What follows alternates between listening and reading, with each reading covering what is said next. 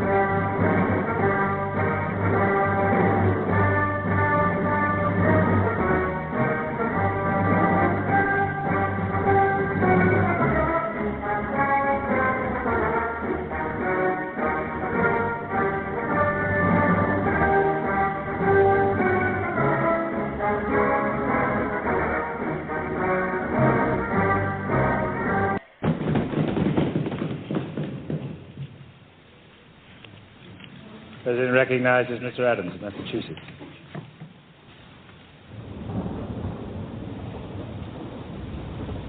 Objects of the most stupendous magnitude.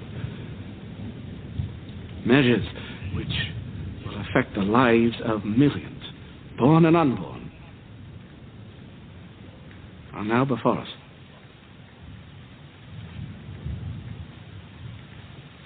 We must expect a great expense of blood to obtain them. But we must always remember that a free constitution of civil government cannot be purchased at too dear a rate, as there is nothing on this side of Jerusalem of greater importance to mankind. My worthy colleague from Pennsylvania has spoken with great ingenuity and eloquence. He has given you a grim prognostication of our national future, but where he foresees apocalypse, I see hope. I see a new nation ready to take its place in the world. Not an empire, but a republic. And a republic of laws, not men. Gentlemen, we are in the very midst of revolution. The most complete, unexpected, and remarkable of any in the history of the world. How few of the human race have ever had an opportunity of choosing a system of government for themselves and their children. I am not without apprehensions, gentlemen. But the end we have in sight is more than worth all the means. I believe, sirs, that the hour has come. My judgment approves this measure, and my whole heart is in it. All that I have, all that I am, and all that I hope in this life, I am now ready to stake upon it. While I live, let me have a country.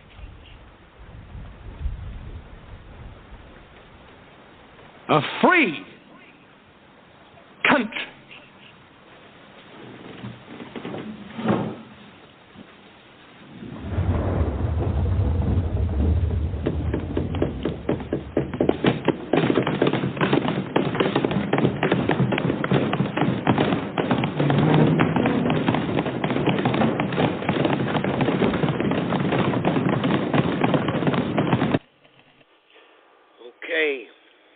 During our republic, understand the times we are in.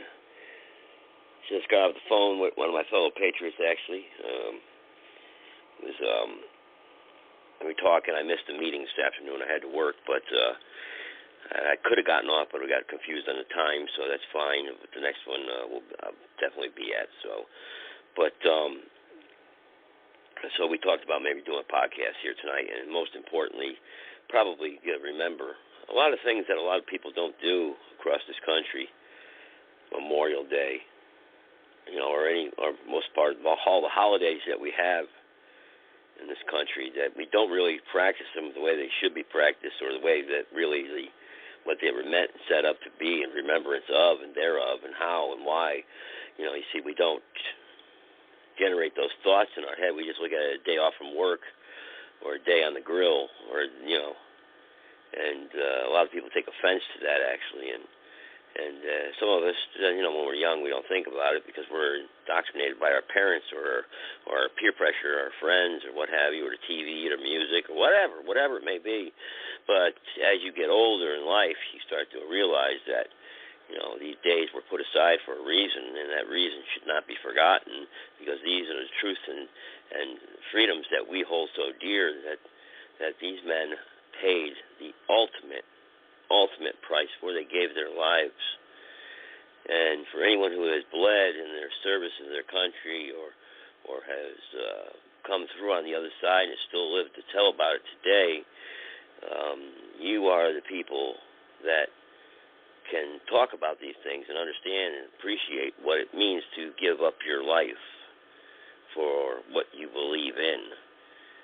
I myself, when I was doing what I was doing, I knew that there was a chance that I could be killed, but I still carried on doing it. So, and we all, some of us take that burden with pride.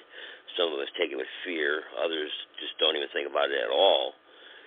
But one thing is for certain, all of us do is, or have done, is that we took that chance to pay the ultimate sacrifice. So that's why we give credit where it's due to those who did. They're not able to listen to this podcast today. They're not able to have a hamburger on the grill. They're not able to call their friends and talk and have a good time or make plans for the future. They're not able to cash their paychecks at the end of the week anymore, or go out shopping, or just to go out to the park, or whatever you want to do for fun that you enjoy doing. Guess what? You get to do that because we had men and women in uniform that paid the ultimate sacrifice. They gave their life for what you like to do and enjoy doing, no matter what it is. It doesn't have to be a parade. It doesn't have to be saluting the flag. It doesn't have to be paying your tax. It doesn't have to be anything. But it's all of it, and it's everything. And that's what it is, because they gave their life for you.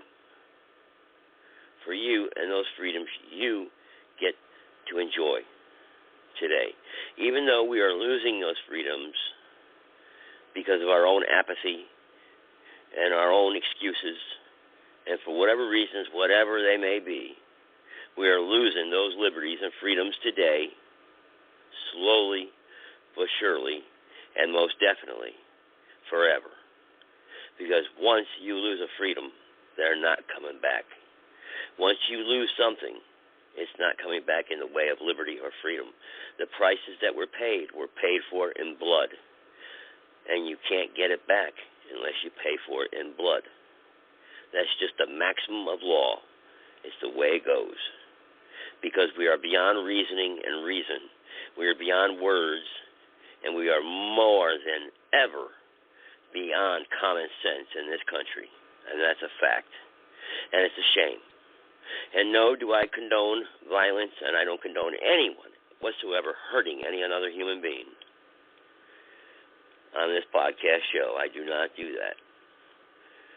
What I do condone is this.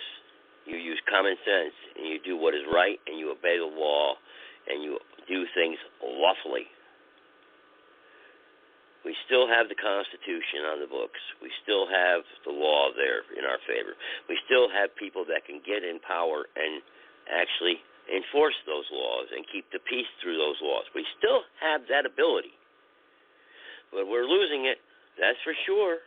Every conviction that comes down, Donald Trump, whoever it may be, you're losing something. It's not just them that are losing. It's you walking away saying, I'm glad it wasn't me. No, it is you. It is you. So, but what we talk about is when we talk about stuff like this, we talk about the ultimate award. And they're never really here to enjoy it or be receptive of it. And that's called the Medal of Honor. What is the Medal of Honor? Where it came from? Who gets it? How they get it? Very interesting subject. And I'll play a little documentary here tonight, a little one. It's very important to learn this and know this. Fellow veteran, talked about it with me tonight and thought that would be a good idea, talk a little bit about this. So that's what we will do. We'll take phone calls. We always do, but if we don't have any, that's fine too. It's late. I didn't advertise the podcast, so that's fine. No big deal. But I'm sure there's somebody out there with something to say or something that needs to be said. And I'm sure there's people out there that are afraid to call in. How many times do I get when I do these late night shows? For those of you that are listening, first time caller, long time listener, Joe. I get them a lot of people listen, or they go into the archive and they're going to work, or they're driving their truck right now, or they're whatever they're doing. They'll be listening to me right now, late nights, because they can't listen at the 7 o'clock hour. So which is fine. That's what it's there for. That's what the technology is there for. That's what the platform is there for, and that's why you get to listen and log in for free. Okay. And that's why we don't have commercials here on this podcast. So let me get this little documentary here. And then, like I said, the phone number is 657-383-0616. And you have to press 1 to be connected to me. But we're going to do this Medal of Honor thing first. And let's get to this, what I got pulled up here from what I've got so far on this. Hopefully I didn't lose it here in the midst of my opening. But, Medal of Honor, very important. Amazing speech recipient, Army. All right, let's see. I had another one up here. I'll search while I get this one going here. They're not that long, so you're not going to be sitting there for hours. I know everyone's got their dumb phones up their ass, and, they're vibrating, and, they got to make sure that, they don't miss a text message and whatnot. Pay attention. Pay attention. Ladies and gentlemen, please remain seated during the presentations. The President of the United States of America, authorized by Act of Congress, March 3rd, 1863, has awarded, in the name of Congress, the Medal of Honor to Staff Sergeant David G. Bellavia, United States Army, for conspicuous gallantry and intrepidity at the risk of his life above and beyond the call of duty.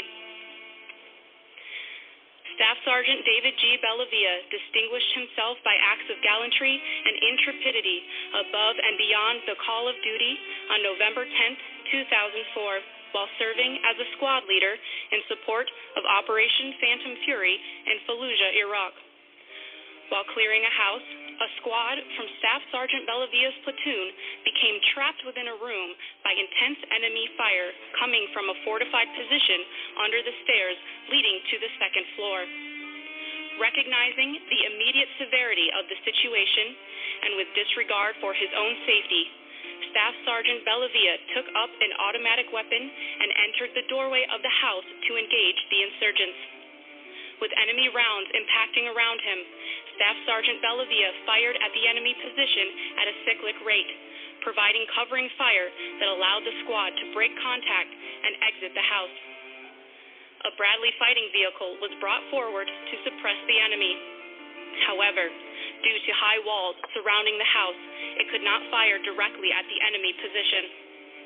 Staff Sergeant Bellavia then re-entered the house and again came under intense enemy fire. He observed an enemy insurgent preparing to fire a rocket-propelled grenade at his platoon. Recognizing the grave danger posed by the grenade to his fellow soldiers, Staff Sergeant Bellavia assaulted the enemy position, killing one insurgent and wounding another who ran to another part of the house. Staff Sergeant Bellavia, realizing he had an uncleared, darkened room to his back, moved to clear it. As he entered, an insurgent came down the stairs firing at him. Simultaneously, the previously wounded insurgent reemerged and also engaged Staff Sergeant Bellavia. Staff Sergeant Bellavia, entering further into the darkened room, returned fire and eliminated both insurgents. Staff Sergeant Bellavia then received enemy fire from an insurgent emerging from a closet in the room. Exchanging gunfire, Staff Sergeant Bellavia pursued the enemy up the stairs and eliminated him. Now on the second floor, Staff Sergeant Bellavia moved to a door that opened onto the roof. At this point, a fifth insurgent leapt from the third-floor roof onto the second-floor roof. Staff Sergeant Bellavia engaged the insurgent through a window, wounding him in the back and legs and causing him to fall off the roof. Acting on instinct to save the members of his platoon from an imminent threat, Staff Sergeant Bellavia ultimately cleared an entire enemy-filled house, destroyed 4 insurgents, and badly wounded a fifth. Staff Sergeant Bellavia's bravery, complete disregard for his own safety, and unselfish and courageous actions are in keeping with the finest traditions of the military service and reflect great credit upon himself and the United States Army.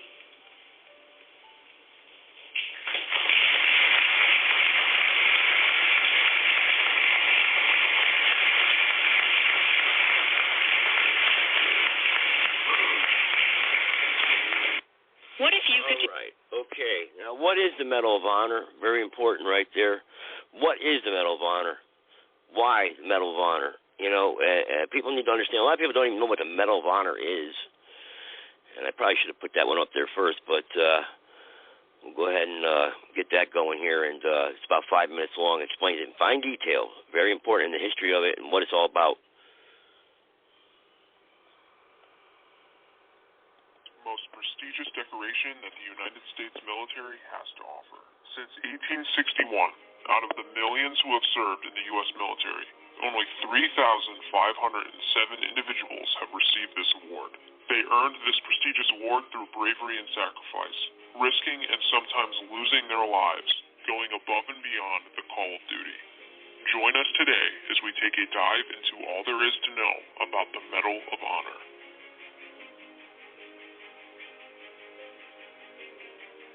So, what is the Medal of Honor? You know it's the highest award, but that doesn't really tell you much beyond that. Did you know there are 3 different versions of the Medal of Honor? There's the Army's, Navy's, and the Air Force's. As you can see, there are slight differences in each version. The Marine Corps and Coast Guard receive the Navy's version, and the Space Force receives the Air Force's version. In order to understand what the Medal of Honor is, it would help you to know why the award was created in the first place. Let's go all the way back to the Civil War. In 1861, President Abraham Lincoln signed into law the Navy's Medal of Honor, and in 1862, the Army followed. The Air Force would later have theirs come around in 1965. At the time during the Civil War, there was no structure as to how service members would receive recognition for their bravery and efforts. Even though it was originally meant for just the Civil War, Congress wound up enacting laws to make it permanent in 1863. It is the oldest continuously issued combat decoration of the United States Armed Forces. Jumping back to present day, we mentioned to you that there have been 3,507 recipients of the Medal of Honor, and you're probably wanting to know a little more about them. We'll give you a quick breakdown of what branches have received them, as well as what time periods they are all from. So we told you there are 3,507 recipients. However, there have been a total of 3,526 medals awarded. That's because 19 individuals have received the medal twice. Out of the 3,526, the Army has received 2,457 of them, the Navy has received 749 of them, the Marine Corps 300, the Air Force 19, and the Coast Guard has 1. That means that every branch, besides the newly formed Space Force, has received at least 1 Medal of Honor. Just keep in mind that these aren't just statistics, though. These are actual human beings who fought valiantly in war, sometimes paying the ultimate price. Here's a picture of all the time periods the Medal of Honor recipients fought in. As you can see, the The majority of those who have received one fought in the Civil War time period. It should be noted that the criteria required to be awarded a Medal of Honor has changed over the years, with the most recent criteria being enacted in 1963. That does not discount the Medals of Honor awarded before these changes, however. If you're interested in understanding the process of how someone is awarded the Medal of Honor, we will briefly explain. First, a service member must be nominated by either their chain of command or by a congressman. If approved, the Medal of Honor is presented by the President on behalf of and in the name of the U.S. Congress. This process can sometimes take years. Did you know Medal of Honor recipients get a lot of perks and benefits? It should come as no surprise, though, as they have definitely more than earned it. It helps get them promoted, they receive a pension and extra retirement pay, entitlements to air transportation, and they even receive invitations to every presidential inauguration and inauguration ball. On top of this all, their children, if qualified, receive automatic appointments to any of the service academies. There are many more perks available to these heroes, and if you ask us, they definitely deserve more. If you want a better understanding of all there is to know about the Medal of Honor, we recommend you check the Congressional Medal of Honor Society's website out. They have information about the history of the recipients, the history of the medal, as well as a bunch of other things. We understand that it is tough to paint a picture of the stories behind the Medal of Honor recipients, so we will also leave a link in the description to the first ever recorded Medal of Honor. It shows the unequivocal valor of Air Force CCT John A. Chapman, who was posthumously awarded the Medal of Honor. Please watch the video, as we can't even attempt to do it justice by explaining it. Lastly, as we wrap up the video, we'd like to do something special. We at General Discharge are asking you to leave the comment, Medal of Honor, in the comments section below. For every individual's comment, up to 8,000 comments, we will donate $1 to the Congressional Medal of Honor Society. Again, that's from each individual commenter. Do not comment on our video 3 separate times. It's one per person. Please help us reach 1,000 comments. On Monday, November 2nd, we will tally the number of comments and donate that amount. Well, that is the down and dirty of the Medal of Honor. If you learned something from this video, make sure to give us a... All right, there you go. There you have it. So I think that's the best one I could find that gives up, wraps it up, and pretty much, pretty much gives you what it's all about and the Medal of Honor. So now I think the most important thing here is a recipient giving his speech. So I think that's due course here. So we'll give that a shot here, and hopefully this can play without hesitation and problem. So, but the Medal of Honor, I mean, it's so very, very important that people understand this, and really, again, these holidays are not for hamburgers and hot dogs. It's not like I think Christmas gets is really the blame for a lot of this, because people think Christmas, and they associate these holidays and it's time for celebrate, giving gifts and whatnot. Even Christmas, though, that's such a slap in the face, because Christmas has really nothing to do with the Lord's birth, even though that's what people talk about and say that's what it is. Jesus was actually born in October. There's a reason why December 25th is designated for that day, but we're not going to get into that. That's more or less in the religious aspects of things. But the Medal of Honor has nothing to do with religion. A religious practice or ceremony. This simply has to do with the country, our armed forces, our flag, the men who fought and died for these freedoms that we enjoy. So very important, so very important. I mean, I just don't know how to stress it. And we see 2 Marines getting beat up by teenagers on Memorial Day weekend, attacked and beaten up. How disgusting. Disgusting. And it's not like it was one guy who got into a fight with another guy on Memorial Day. I can understand that. That's America. We all fight, and everything. But no. A flash mob beating 2 Marines. It's just absolutely disgusting, man. Come on. Terrible. Let's do this speech here real quick. The Honorable Ryan McCarthy, performing the duties of Secretary of the Army. Vice Chief of Staff of the Army, General James McConville. Sergeant Major of the Army, Daniel Daly. and my congressman, the Honorable Chris Collins, U.S. Representative of New York, from New York, ramrods of 2-2 infantry. There we go. Family, my mother, my brothers, Dan, Rand, Tim, Deanna, my kids, Evan, Aiden, and Vivian. Thank you for your support. Your presence and my good fortune to be able to share this occasion with my men, my family, my friends, has eased the awkwardness that I'm feeling right now. What's more, I'm especially proud of the recognition that this award brings to my unit, my leaders, and my peers of the mighty ramrods of 2-2 Infantry, 3rd Brigade, 1st Infantry Division. Combatants bear witness to all aspects of the human condition. It reveals the darkest parts of the human soul while residing side by side with the most exalted characteristics, nobility, honor, valor, and God's grace. Why do American warriors under fire do what men have done since this nation's inception? This is a common thread that connects the militias of Lexington and Concord with the warriors of Fallujah. It is our love of nation, our way of life, and our love by those who we serve with side by side.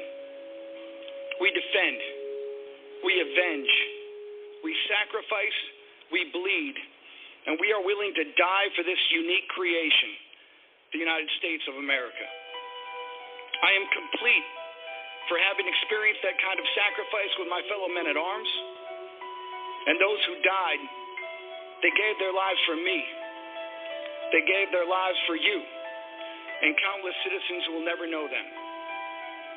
I'm talking about Sims, Falkenberg, Iwan, Gonzalez, Vandenberg, Madison, Gariantis, Schreck, Sizemore, Mock, Rosales, Cardenas, Sprayberry, and Pruitt. Those are our countrymen. Those are our friends. And these men will never get the chance to experience the cycle of life, the birth and growth of their children. They shall not grow old because they chose to stand in our place and face the enemy for us. It's not enough to acknowledge the fallen by name or just inscribe their names in marble as proof that they lived and died. To truly honor the fallen, we must acknowledge how and why they gave their lives. Their death wasn't a random act or a splash of misfortune. These men and women voluntarily put themselves in harm's way, prepared to die so that we may rest secured at home.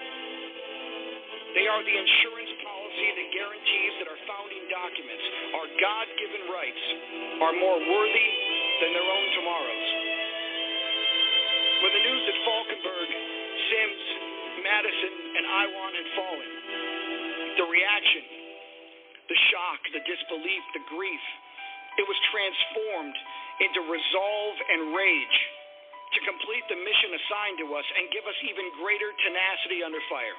Their sacrifice gave us clear focus to fight using a reserve that we never knew we had. We broke the will of our adversaries. The enemy was defeated. And because of that, we came home.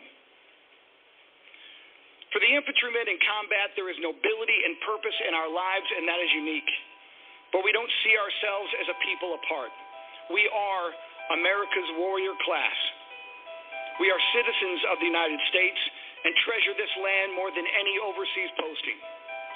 The Army provided me with purpose and appreciation for the blessing America has bestowed upon us all. I'm forever grateful to the United States Army for making me able to count and cherish those blessings in a way that is unique to most and to those who wear the uniform. I think the uniform, I think my Army has made us all better men, fathers, employees, husbands, and citizens. The controversy that swirled over the Iraq War was not a departure from other wars that America has fought. Just a short distance from where I grew up in Orleans County, on the Canadian side of the Niagara River, it was settled by loyalists who supported King George. With the exception of the surprise attack on Pearl Harbor, open dissent has been at the core of our very being, and war has never been particularly a popular undertaking. American soldiers have never confused the United States with Sparta. The best leaders in battle become that way by being loyal and dutiful subordinates. We don't get a vote. We execute the lawful intent of our government. There is no political affiliation on our dog tags. We continue the warrior legacy of the United States without regard for adulation or unanimous approval either. The Iraqi veteran has maintained and in many circumstances far exceeded the highest traditions of military service to this great nation. Of the 1.5 million men and women who have served in Iraq, the valor they displayed was often subsumed by political rhetoric at home. But that in no way diminishes the accomplishment of our troops or the accomplishments of my generation at war. The award is recognition of that, and it should be seen as a validation of our efforts, not as a reward for the action of one individual in one house in Fallujah. When I think of Iraq, I think of Colin Fitz, man shot by 3 separate weapon systems. Nobody would have raised an eyebrow if Fitzy retired. Instead, Colin Fitz returns to combat duty for 2 more years to shed more blood for this nation that he loves. When I think of Iraq, I think of Chris Oley, the young saw gunner whose job it is to open doors and put down reflexive fire to people who happen to be shooting back at him. And he was able to do that because behind him was Sergeant Warren Mesa, ready to pull him out of that doorway and undoubtedly save his life. I have Chuck Knapp, my team leader. Chuck Knapp saved our entire 3rd Platoon Alpha Company 2-2 when he stopped us from entering a building-contained IED that would have killed all of us. I think about Max Field, my saw gunner, who asked our Doc Abernathy to fix his injured foot in the prone position so he could continue to knock down targets under fire while he was getting fixed up. My guy John Ruiz, who shielded the body of his buddy from incoming fire without fear of risk to himself. When I think of the Iraq War, I think of Piotr Soholis, brave, strong, and steady. Our engineers, who devised and deployed remarkable weapon systems that saved countless lives. Our tankers, 2-7 Cavalry on the other side of Fallujah that hardly gets any notice for what they did. There were indispensable Bradley crews who busted through walls. Omar Hardaway, James Cantrell, Chad Ellis, who without a functioning 25mm Bushmaster cannon, or tow, or coax, and let's not discuss how that happened.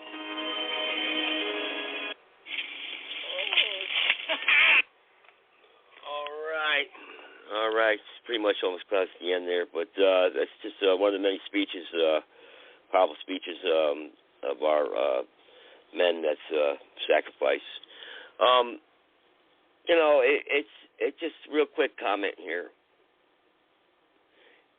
Doing this podcast show, I see these people call in and they have a right to their opinions and the way they think. They have a right.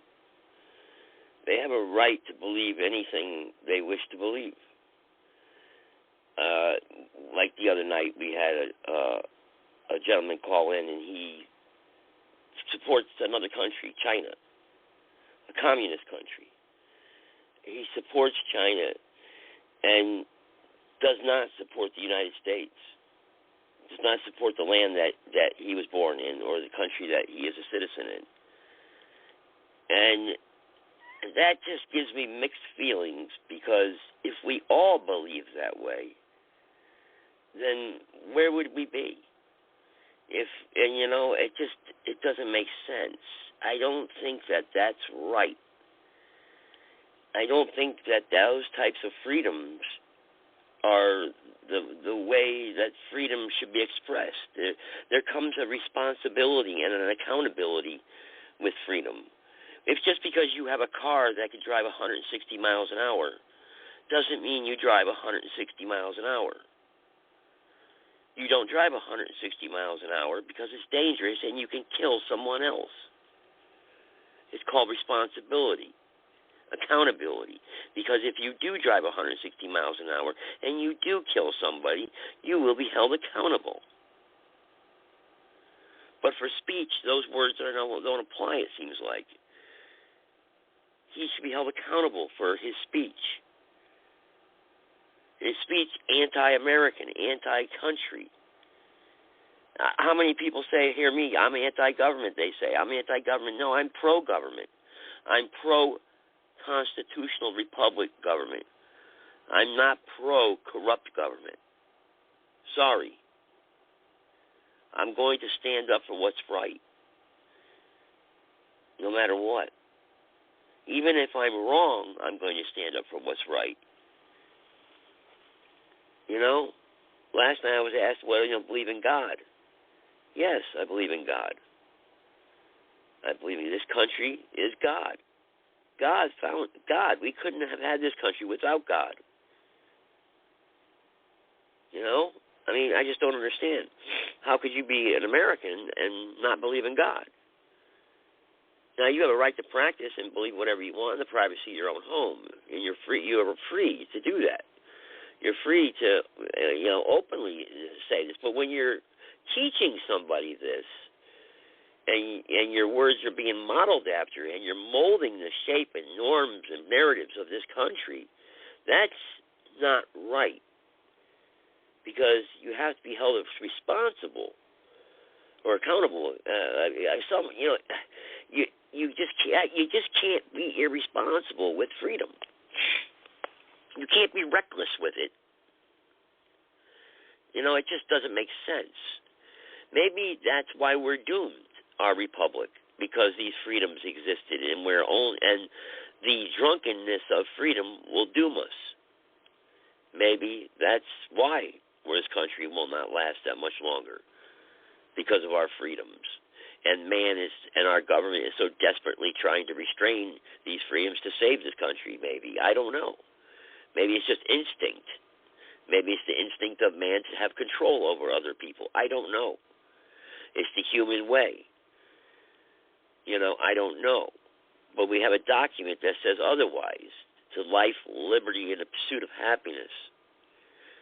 And we have amendments, and we have laws, and we have things that these vices that are put in place to make sure that we are free with order, law and order. We can't have mob rule. People say, well, we govern ourselves. I have a right to govern myself. You have a right to govern yourself if you are responsible enough to govern yourself. Many people are not responsible enough. Like, again, we stopped trash pickup in New York City for a year.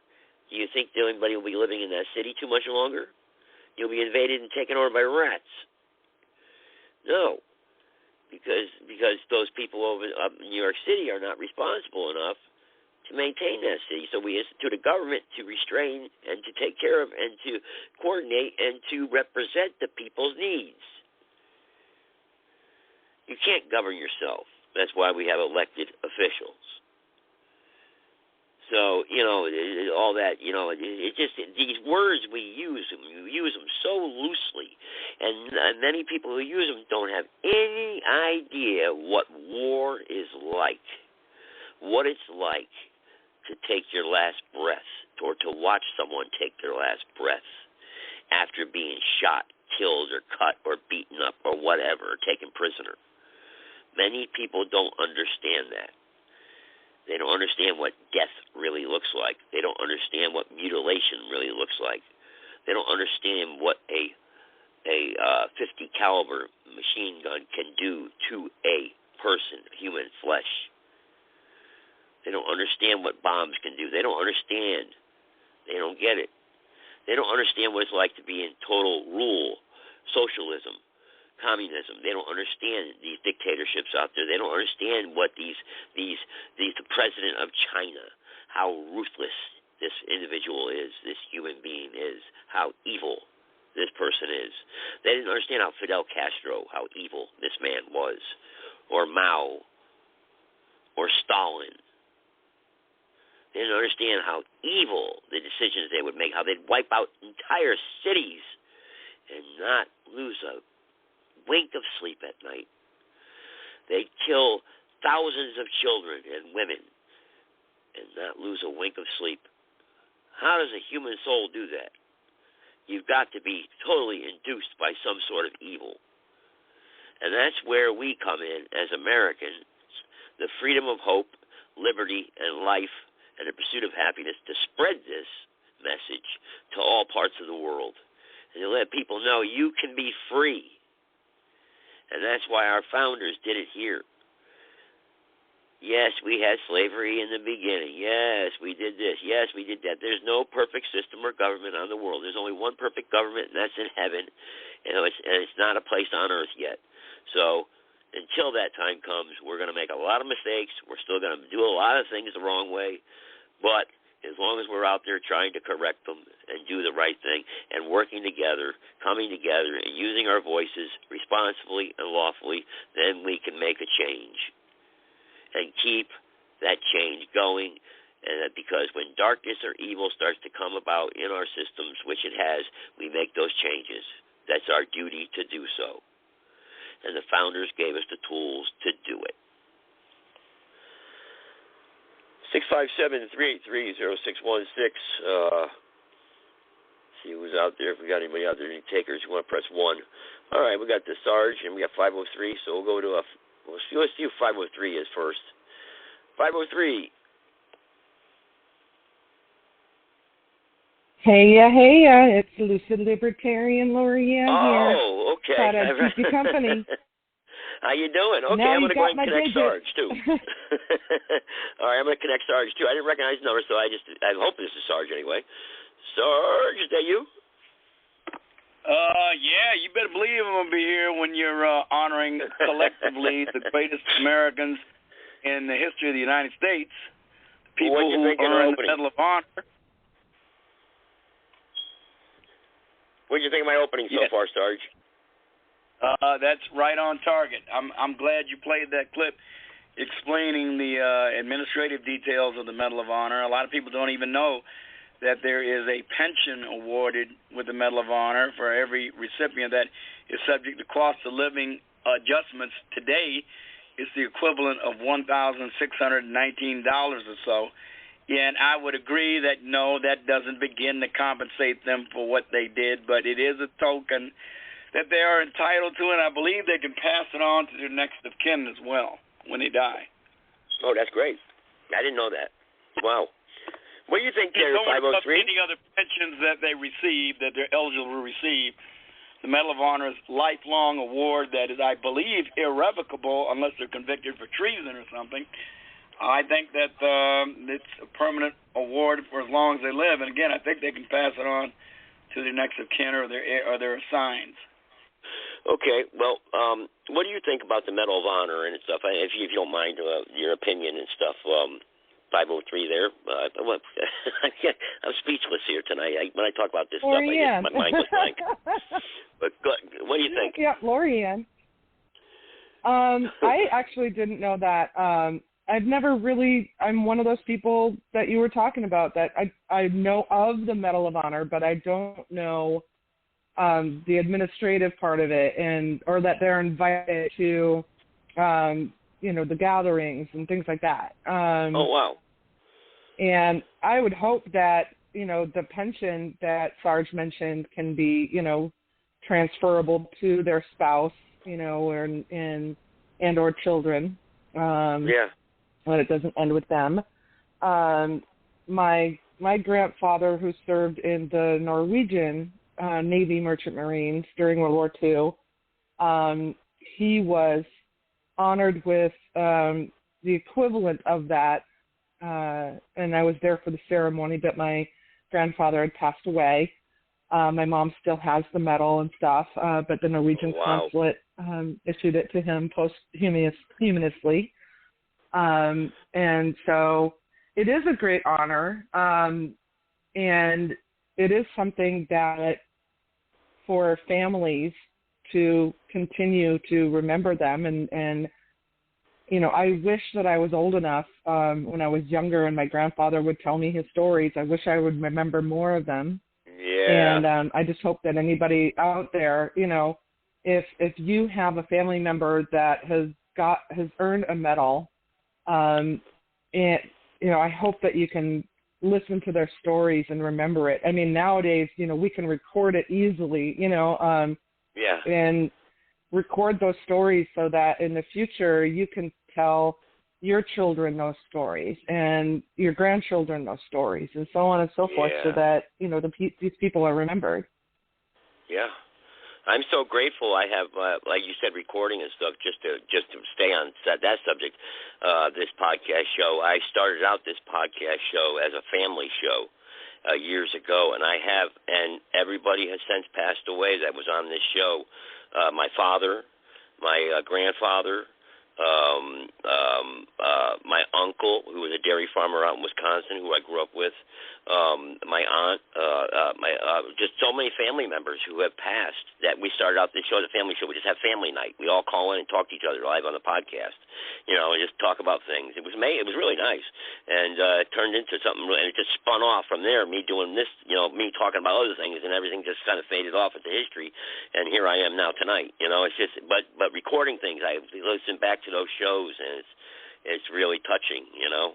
So I can only imagine, you know, listening, if you have a family member that's a vet who has a medal, especially, he's got war stories, pay attention, record them, listen to them, remember them. Or friends, anybody who's got friends, you know, because, you know, look at World War II, what they're dying off at such a quick rate now. There's not that many left, you know, in the World War II. I remember World War I veterans, when they were dying off, my grandfather saying, hey, you know, shake that man's hand right there, you know, they're dying off pretty quick. This was in the early 80s, you know. So, you know, and they're all gone now. You know, you imagine talking to World War I vet, you know, the stories they'd have. You know, they're all gone now. Can't get that testimony from them anymore, you know. So it's amazing. Wow. What do you think, Sarge? It is. You know, Joe, I've selected a few stories on a few citations of recipients of the Medal of Honor. I don't know if they're really representative of the Medal of Honor, but I've of recipients of the Medal of Honor, again, out of the 40 million people who served in the United States Armed Forces, only about 3,530 people have been seen fit to award the Medal of Honor to. Now, undoubtedly, there are more whose deeds were unrecorded. There were many tens of thousands who performed great deeds of courage and valor who received lesser awards. But to give you an idea of how special the Medal of Honor is, the fact that less than 4,000 of them have been issued to 40 million members who have served in the armed forces is an indication of the high honor that it is and the extreme strictness of the criteria for awarding it. And I did pick a few of these persons just that I think are somewhat representative of them. And if I could, I'd outline. Go ahead, do your thing, man. The most recent man to receive the Medal of Honor is a man who got it for actions. Now, he was awarded the Medal of Honor on the 3rd of March, 2023. But the action for which he earned the Medal of Honor was on the 18th of June, 1965, during the Vietnam War. Now, he was twice nominated for the Medal of Honor, but both times the paperwork that related to this nomination disappeared. So the man's name is Paris D. Davis. He was a captain with the 5th Special Forces Group. And the paperwork finally was found, located or whatever, and in a recent ceremony at the White House, Potato Head awarded this great man the Medal of Honor. And I'd just like to tell you what the account that he wrote in a report. Yeah. Is he still there? Sarge, you still there? Sarge. Yeah, it sounds like he was cut off. We lost you. I'm going to type it in the chat room there. I lost him there. Anybody else? Guys, if you're in the chat room, I got about 5 callers. I lost 2 callers, actually. I wonder what happened. 2 callers. I see the others. You're still there. Yeah, well, lost you, Sarge. What the hell's going on? Yeah, I see. Yeah, you're still there. Good. Lost you, Sarge. Hang on, let me start. Sarge, you got disconnected, Sarge. Lost you, Sarge. All right, hopefully you can hear me. Hear me. I see you. Yeah, you're still there. Yeah.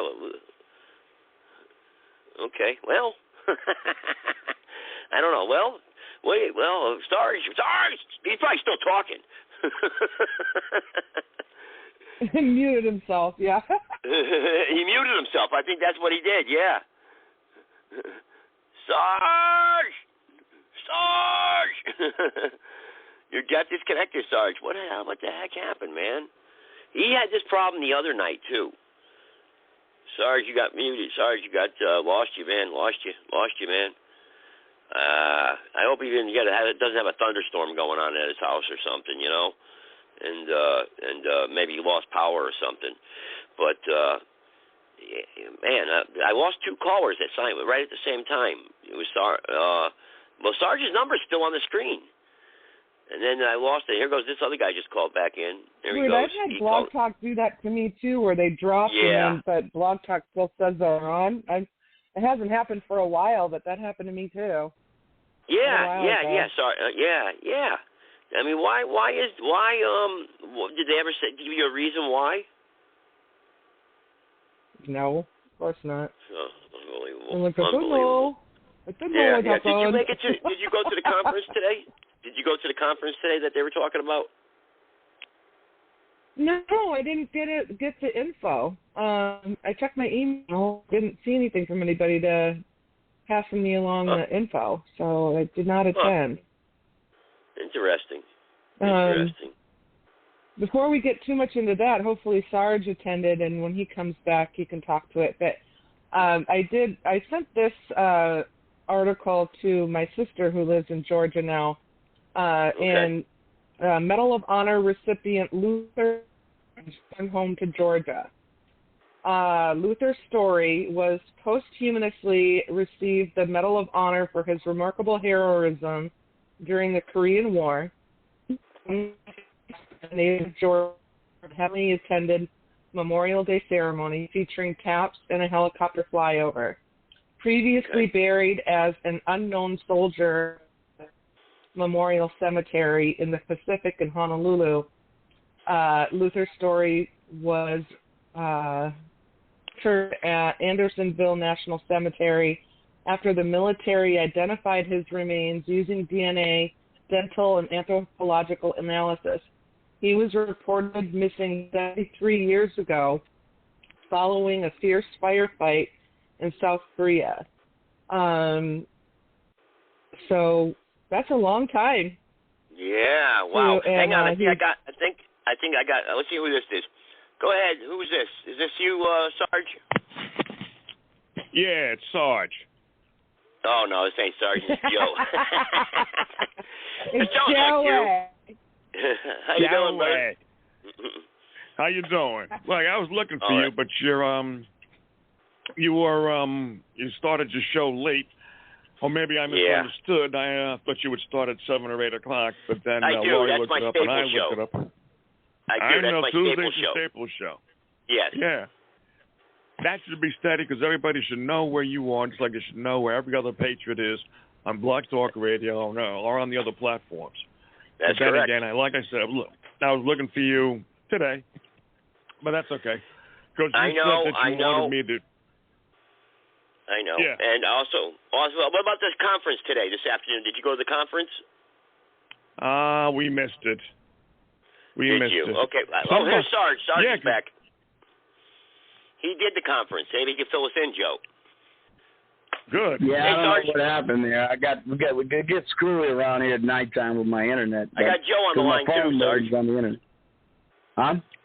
I got Joe on the line too. Joe joined us. Yeah, I heard him. How you doing, Joe? Hey. Yeah. So they want you to talk about the conference today, real quick, if you don't mind, Sarge, before you get to your. Well, the conference went very well, actually.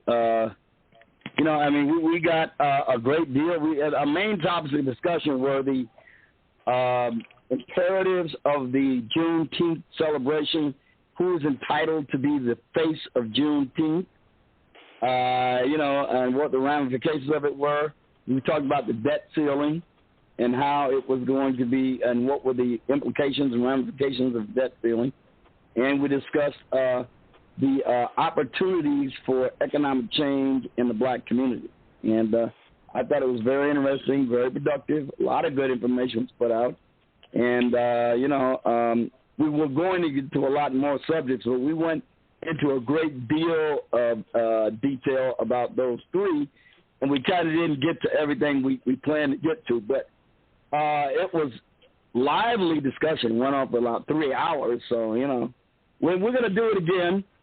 And it'll be hopefully it'll be a little bit less freewheeling, a little bit more focused, but a great deal of good information was had by all. All right.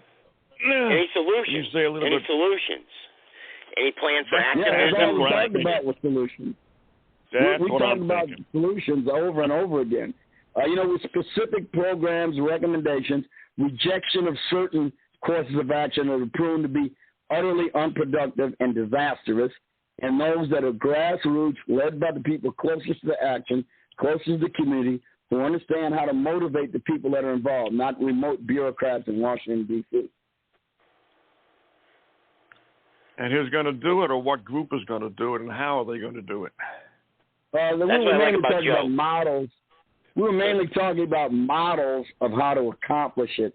And we realized that the existing models would serve as the basis for new ones. Well, that's a good start. And that's a good start, Yeah, I mean, if it's at the very beginning.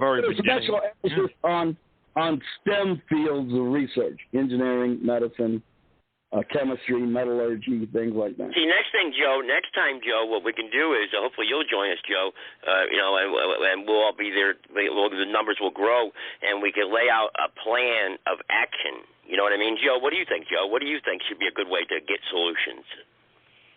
To get solutions? Well, yeah. I think that right now, the things that are working right now are lawsuits. Lawsuits have stopped Biden in his tracks in some ways. Lawsuits have stopped the governors in some ways and mayors. They are legal actions that have been taking some sort of effect.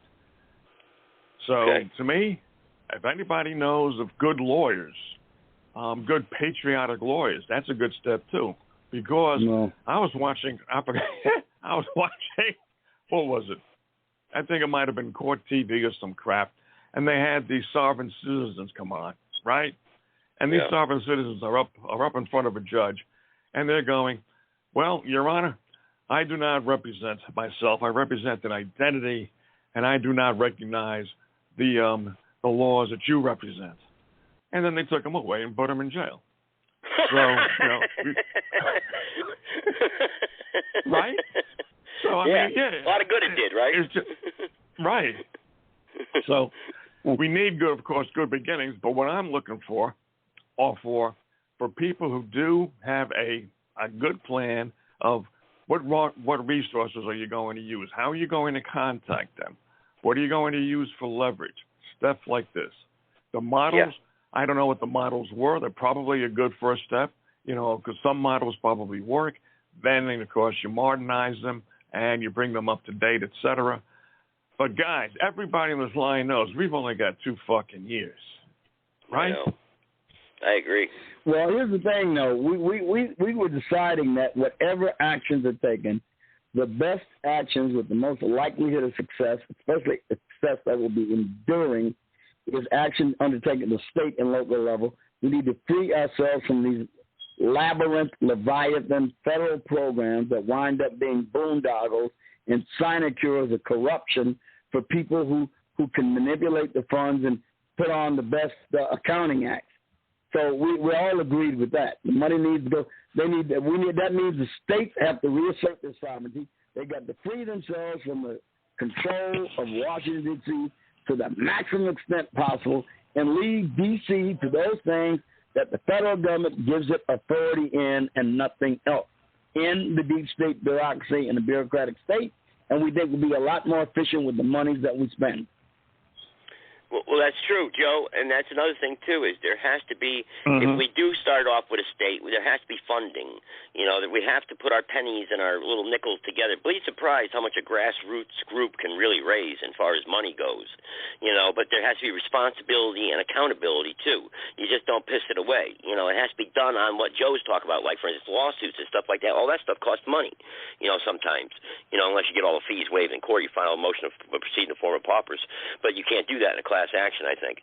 So it has to be money. Money has to be into some sort of treasury, and then it branches out from there. You know, you're down there in Georgia. You know, Georgia, and North Carolina, Virginia, Washington. You know, vice versa. Imagine if we had all 50 states of blog talk radio show hosts. We had like 7 or 8 in each state. Imagine that's a good idea. Imagine the power we'd have, Joe. And another thing, too, I was thinking about another solution I had recommended on the Disrespected Trucker Show, because that guy was on the lower level of the Ottawa convoy. And he did, at the beginning, about 2 months ago when I suggested it, he liked it. But then when I suggested it even further, he backed away from it. And here's the he got nervous. Yep. Yeah, and I don't blame him because, you know, he almost got his teeth kicked in. They almost confiscated his bank account, all that kind of good shit. So I don't blame him. Yeah. You know. Yeah, they get scared. Goddamn right. That's what they're, the government's all about. So I'm suggesting this. Everybody wants to be a leader, right? So I'm saying everybody stay a leader. But what everybody should do is this. Have an exchange. Have a particular meeting place. And like, for example, Joe, you're a landscaper. You can barter out your landscaping services to somebody who, let's say, is a trucker. The trucker uses your services. You use their services to transport whatever you need. And we make, we have an exchange of people in all the 50 states. And everybody stays sovereign. And let's say Sarge is great at data analysis. He can barter out his services to somebody, and he can even trade that service to, let's say, you, right? He can trade his data analysis to a trucking company. The trucking company can then provide a service for you. We find out who needs what, then you share when you need to, and everybody remains the leader of their own circle. There you go. I like that. Yeah, because you don't get into personality conflicts then, you know? Yeah. Not only that, it's decentralized. I think we need to stop looking for a great leader in one leader and become a network of leaders. Yeah. And that way, you get things accomplished, and people coalesce with each other and work across coalitions to achieve mutually supporting objectives. Yep. Precisely. That's a good and me, point. I can contribute by writing. I was a former marketing director. I can contribute some marketing ideas, some copy, stuff like that. Laying down really laying down a formula of success and control and controlling that success you'd be good at, because like you ran your show the other night, it was very good, very militant and very direct. You like that? Yeah, I thought it was pretty good. I would have thought that. I didn't think it made an impression on most of the people, because I thought I was offending people by trying to make sure that there was a law and order within the show, and trying to break down to the nitty gritty truth. Look, Joe. Nobody left. Joe, as a veteran of chaos on blog talk radio shows, trust me, it is refreshing to have some order so legitimate information can be exchanged. Believe me. Now, I know I've done my share of contributing to the chaos, but we know wait a minute. I do it in response to the chaos that is inflicted upon me. Believe me, thank you both for telling me that, because I thought I was doing the right thing. And thank Lorianne for keeping her cool, for being the hostess of the co-hostess of the show. Lorianne, you still there, right? No, but she's still here. You know what? I think it is valuable to make people realize that, because if you impose a time limit on someone, generally, it doesn't have to be rigid, but a general time limit on somebody to get the comments out, it forces them to focus and become more disciplined in what they want to say, They don't become repetitive and ramble endlessly. Yep. And here's another thing. We had 7 people on the show last night, 9 people in total. Now, suppose it was a different show where I allowed all the chit-chat and everybody talks for 8 minutes, like on some shows they're allowed. That's 8 times 7 is 56 minutes. So it'll mean 8 times 5 would be 40 minutes before. How am I saying? I know what you're getting at. I understand what you're saying. Yeah, I understand what you're saying, though. You can't wait. I mean, if you're the 8th person and you got to wait 7 people for 8 minutes apiece, you got to wait 56 minutes for your turn again. There you go. There you go. I mean, honestly, when it comes to expressing an opinion, I think most people, at least the host can run it any way they want. It's their show. They can do whatever they want. I believe, because when you own something, you get to do it the way you want to. But when it comes to the callers, there is no reason why any caller should not be able to express a thought and an opinion within 2 to 3 minutes. I don't see any reason why they shouldn't. Yeah, I've been saying that at least for actually 45, less than a minute is desirable goal for me. Well, like that lady last night. Yeah. That lady last night, you knew that was on there or whatever. She started rambling on and being repetitious. I know. And the thing is that she goes to Don's show on Saturday. She actually is good for Don's show because there's only a few people there now. And so she pushes the show along. But her bad quality is that she does not know when the end of a sentence is. She always seems to grab you right before you finish a sentence or the middle of a sentence. And she's been told that and it's been hinted to, and she still does it. I think she has like a need. I equate that to her maybe when she's growing up and she had to fight for scraps at the table or something. But I mean everybody, But Gene and John Doe. John Doe's always said that I never give him enough time, you know. But that's why I started my show. Forever. But I mean, he's a patriot too, and Gene means well. But the thing is that we gotta concentrate. If we can't concentrate, we are gonna die. We are going to die. I know. You're right. I see it happening already.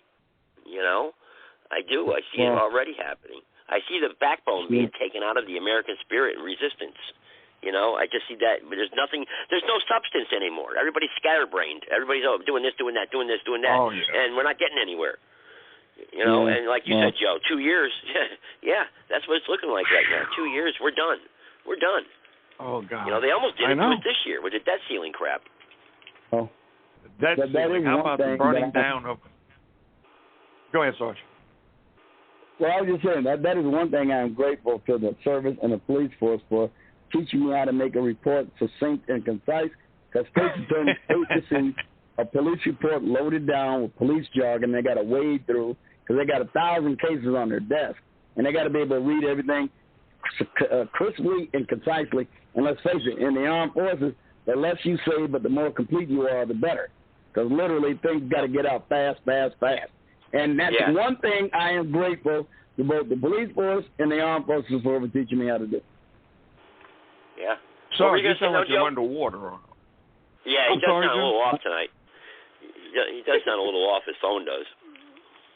Oh well, it might be because I got this weird internet lately this time, and I got to really jump in my internet services behind because they really are screwing up lately. You too? They Joe knows suspended all my about service. that. Oh yeah, right, Lori? Holy jeez. Good God, they suspended my service and they brought it back. I'm so glad you guys told me that you enjoyed the show last night.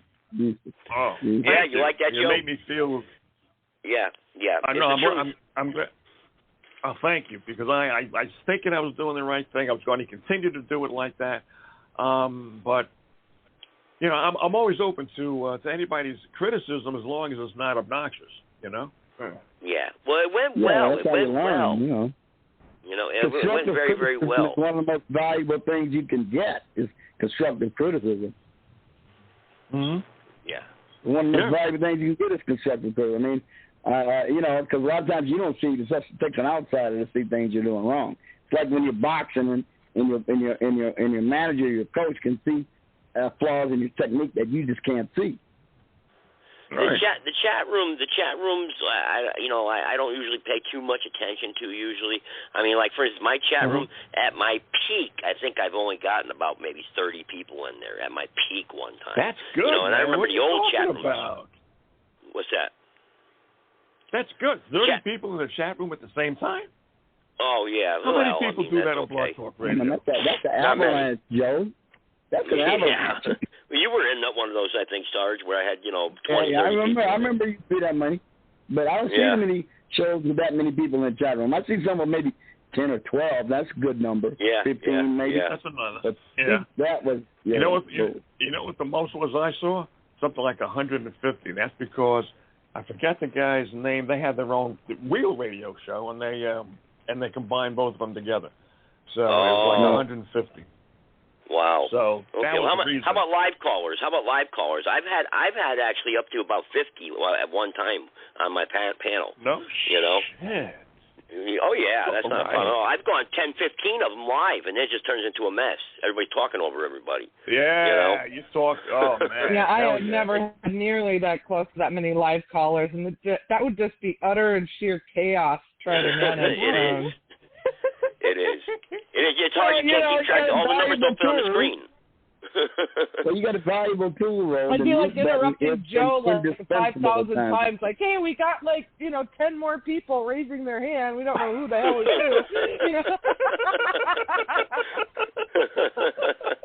is. But again, your most valuable tool in those circumstances is the mute button. True. That's why I started my show, because when I've done this before on other people's shows, when I've tried to question them, and they know that I'm pitting them up against the wall without being obnoxious. Sometimes I guess I am, but most of the time I don't think I'm being obnoxious. I'm just asking questions and trying to find direct answers that are relevant. Then they get, well, thank you for calling, Joe, and then they mute me, disconnect me. That's why I got the mute button, so I could control it. That's what I was trying to do. I wasn't trying. I wasn't trying to put people. Joe, you destroyed the Republic platform I had. You came in here and you cut to the chase on them, and they didn't want to hear it.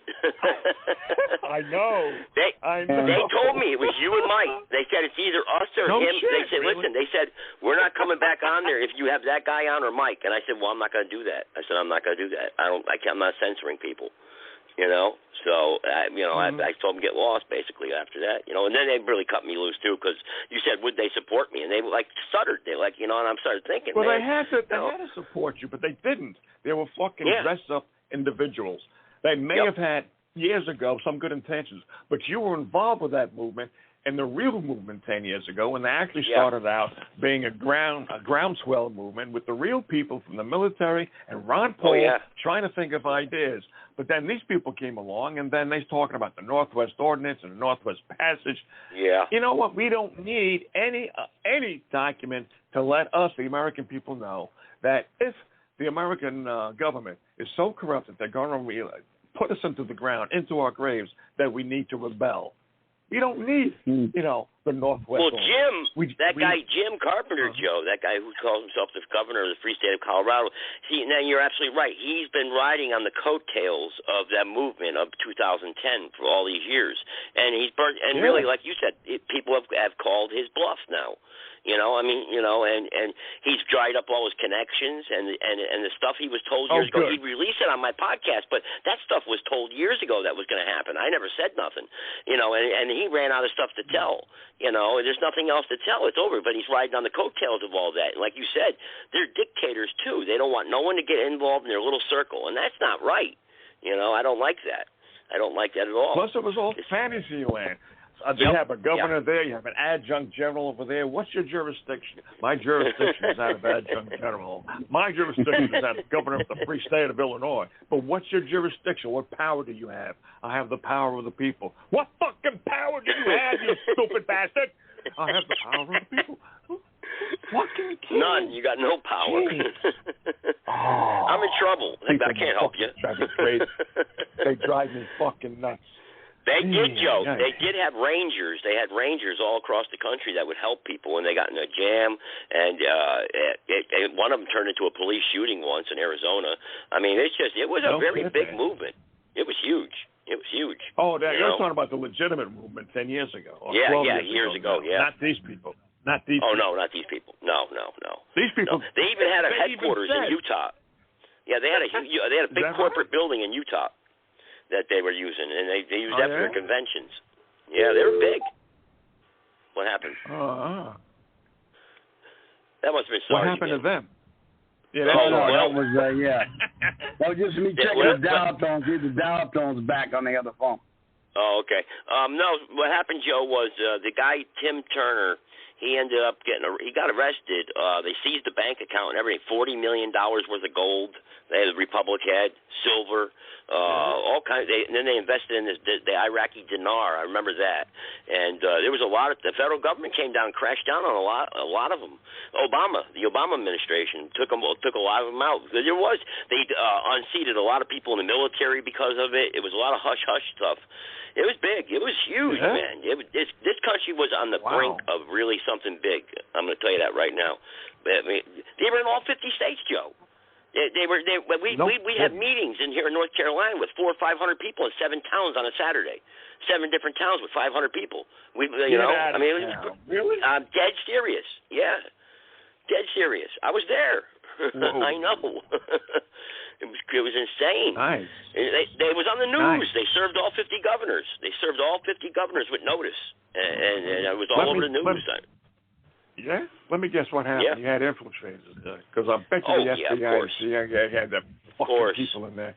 Of course. Yeah. Of course. And that's what I'm worried about. Shit. You know, we start networking across, and Sarge has even brought this up. They will like, what did you say, Sarge? They'll like make us secluded into, or how do you say it? I forgot how he said it, but they would the danger is isolation. That the government can isolate all those people, and this is what they regularly do. They can muster an infinite number of federal resources to isolate, contain, and even destroy dissent when they're ready to. I think there's safety and strength in numbers. Yeah. There is, but you know what my solution is to that?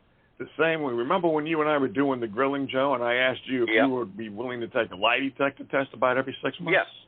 Yeah. That is what every organization should have. You never trust anybody. You know why? Because even if they are the biggest patriot in the world, they have relatives. And if somebody comes along from the federal government, from Schwab, from Soros, and they come over to you and they say, we know where your granddaughter is right now. Yep. You know, we can blow her brains out, right? No. So you institute lie detector tests because the people who are true patriots won't be afraid of taking them. You know who they did that to, Joe? They did that to Ross Perot. Remember Ross Perot when he ran for president? Oh, I remember, but I don't remember the lie detector test. No. No, they snatched up one of his relatives, and he said they had photographs of one of his relatives, and they were going to release them to the press. But I think they were going to kill one of them. That's I got inside information on that. I don't know how true it was, but that's what somebody told me. But he dropped out. He was leading in the polls, and he dropped out, and then he came back in. He was leading in the polls. That's right. Yeah. And this is real life. I mean, this shit happens all the time.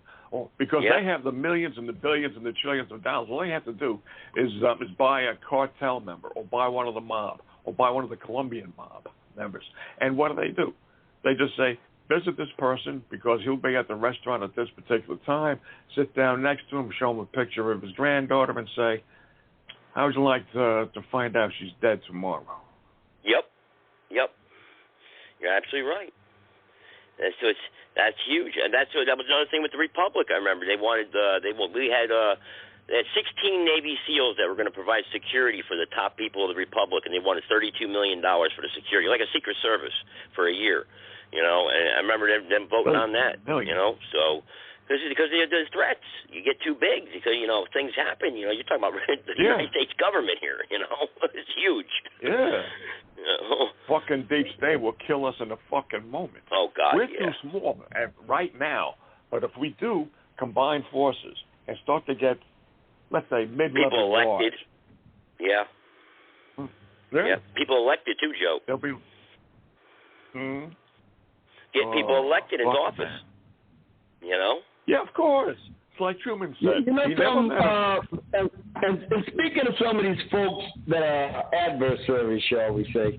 Now, when I first started talking to Brother Warren, when I called into a show, he was actually reasonable, seemingly at least, amenable to listening to another point of view and responding to each point accordingly. Really?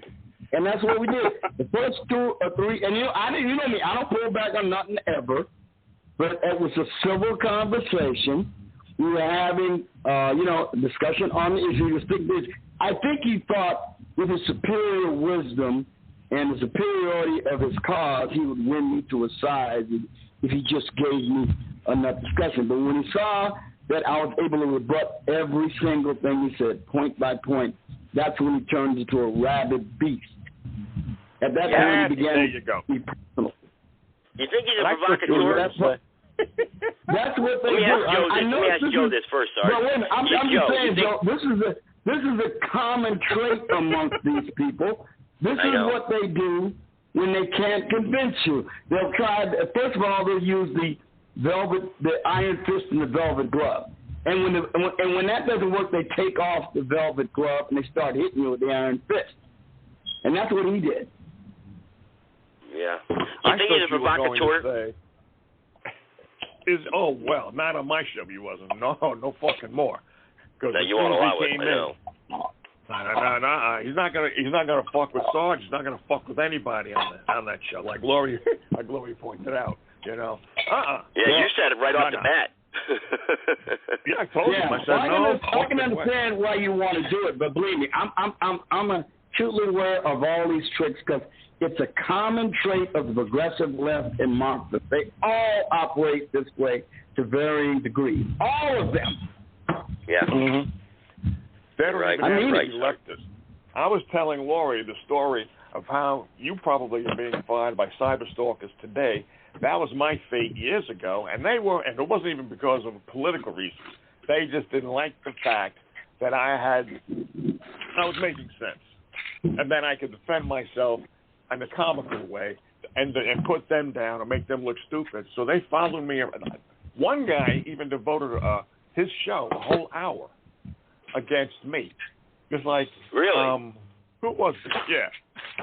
Who was it, Sarge? It was that woman who devoted her show to you, me, and Pianki because she didn't like the answers that you guys gave, and myself, I gave a few answers she didn't like.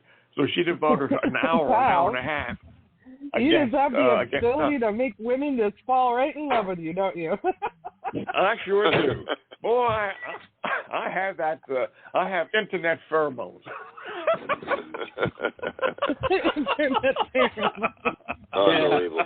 I'm telling you, man, it is amazing how quickly they run out of patience with you when they find out they cannot convince you easily. They are convinced of the moral superiority of their cause, and they will brook no dissent in the long run ultimately. And you were so right about the rapid reaction. I thought you were going to say that Warren actually listened to you and actually had changed some of his views. And I'm saying, wait a minute. Oh, no. That wasn't going to happen. I knew that wasn't going to happen.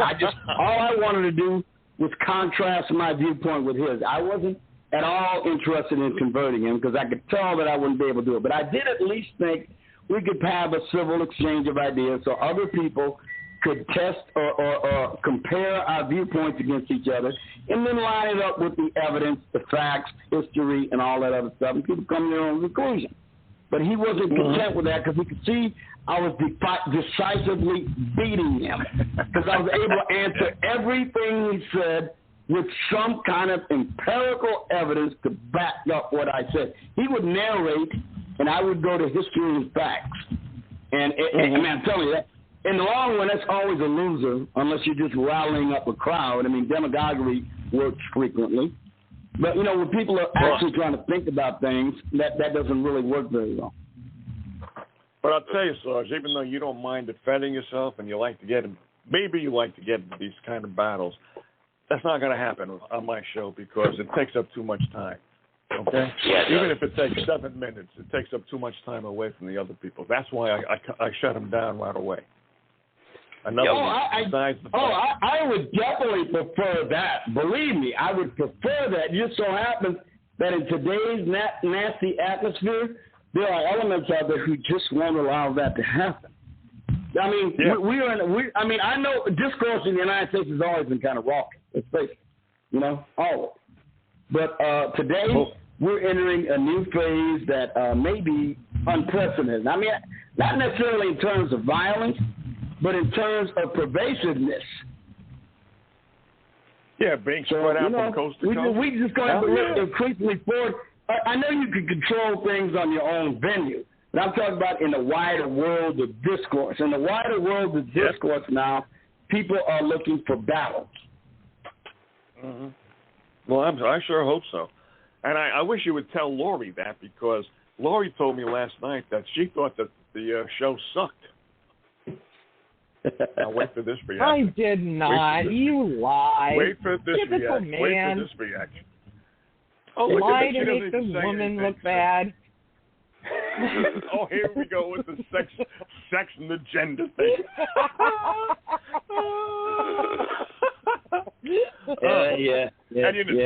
Gotta satisfy your own ego. I understand.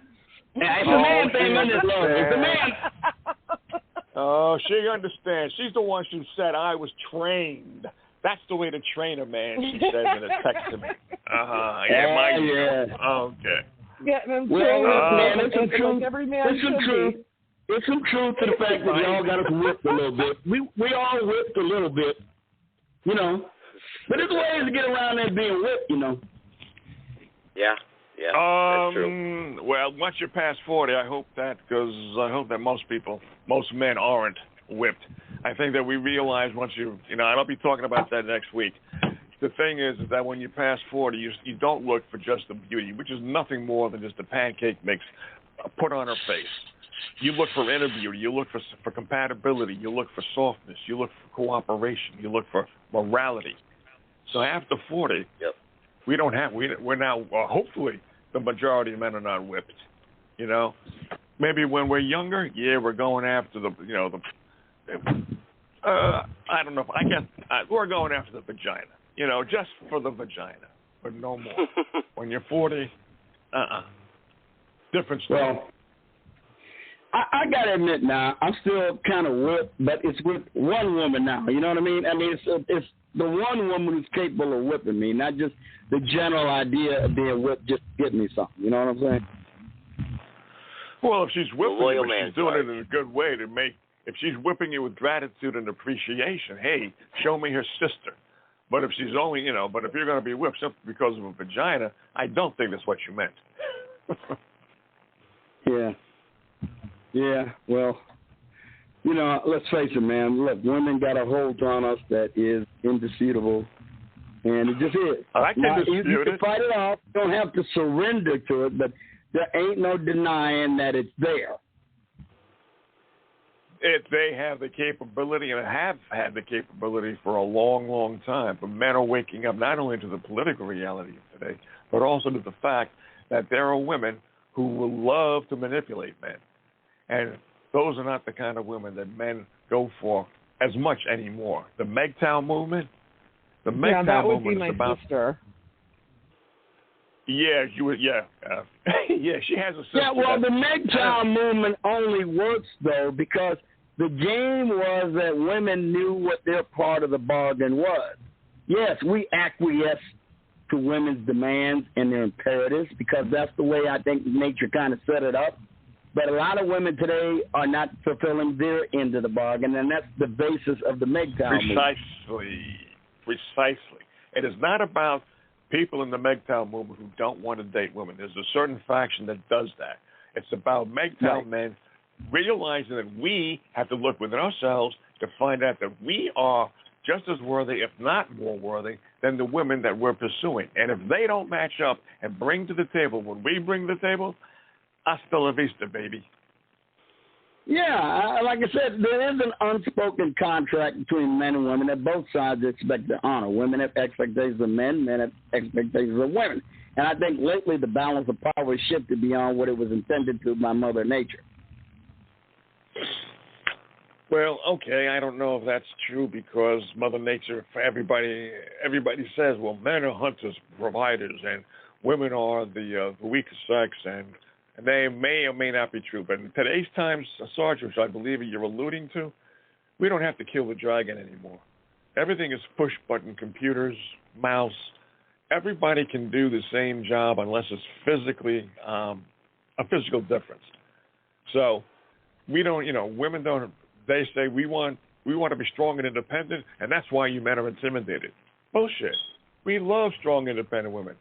Really strong, independent women. Don't say you're my equal on Monday and you want to be treated like a princess on Tuesday, and then you want to be a victim on Wednesday. If you're going to be my equal, be my fucking equal. That's right. Okay? Be held well, there's no doubt it was what you said about technology. Technology definitely is a playing field leveler. There's no doubt about it. The problem is, though, is that technology, I think, has exceeded the capabilities or boundaries or limitations of our human nature. I don't think that our human nature, whether or not technology does in fact create the things, is caught up with those characteristics that are essentially, not completely, but essentially immutable in men and women. And I think that's why you got so many unhappy men and women today. I'll be talking about that next week. I'll be talking about why men and women are unhappy. Yeah, and I think that's a good point because, I mean, if you look at it, 50 years ago, or 60 years ago or something, before computers came along, it was like a really big deal for a teenage boy to actually see like a live naked woman, it was a big deal to look at the JCPenney, lingerie section of the catalog. You know what I mean? Like it was a big deal. But now with the internet, and with the fakery, I think that's a big thing too. Is like technology and the fakery has warped not only women's minds in their body image, but also warping men's minds in how a naked woman's body is no big deal anymore. You know what I mean? It's like lessens the value of it, and then they fake it out. So it's like, now like I have guys on my Facebook that are posting all of these AI pictures, and I honestly do not think that they realize it's an AI. Like this is not an actual real woman. You do realize this, right? It's a fucking AI generated photo. And they're like acting like, oh yeah, I would hit that, and it's like, you can't because she doesn't fucking exist. She doesn't exist. Like you're not, in the real fucking world, you're not gonna have this tiny little thing with tiny little legs and tiny little waist and like size ZZZ boobs. It just, it doesn't happen. So I don't even think women like that look natural. I mean, for me, it's a turn off. What turns me off is the cleavage. I mean, if you show cleavage, you can be provocative without having to show cleavage. That turns me off. Now, with you, it's the fake boobs. Yeah, a lot of men don't like fake boobs. I don't care. I mean, if you were like a 32A and now you're a 36B or not a 36C, but a 34C because of silicone, you can enter my boudoir any old time, sister. Well, 34C doesn't sound like you're stretching. Well, 34C doesn't sound like you're stretching the bounds of normality now, does it? I mean, 34C is like within the bounds of a normal woman. I'm talking about these things that are just, unnaturally, except in a very few women that exist. These are unnatural 46Bs. All that, no. 34C is within the bounds of what you see on the typical woman.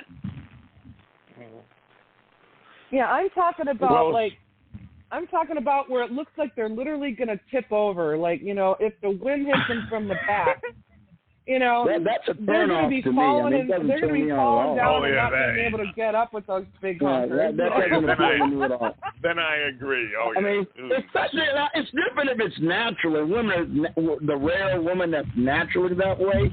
But, when I know it's artificially enhanced and they look like that, it's a complete turn-off to me. It doesn't appeal to me at all. Tell me a woman, now I'm not talking about electronically enhanced, but tell me a female who's not artificially enhanced. Lots of them now. Show me. Most women aren't artificially enhanced. Show me a woman who's not. Every woman walks out of the house with makeup on. That's being artificially well, that's enhanced. different. That's different. I'm talking about surgery. I'm talking about surgery. You don't, oh, no? Oh, surgery. Oh, surgery's a big business. But more women, I'm not talking about things like makeup.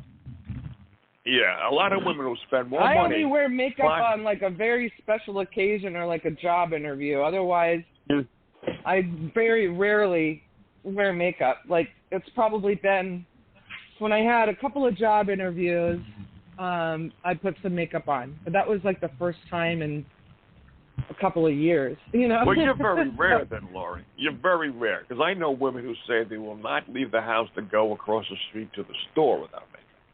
No. Okay. Yeah, see, fuck that. You know? You know? Fuck that. You know? Because just going to the damn grocery store is not a fucking beauty pageant. Like, why, you know? That's what I like about my late wife. She almost never wore any makeup, except very occasionally a bit of eyeshadow, maybe some lip gloss. She almost never wore any makeup, and I loved her like that. Loved her like that. And then let's talk about hair.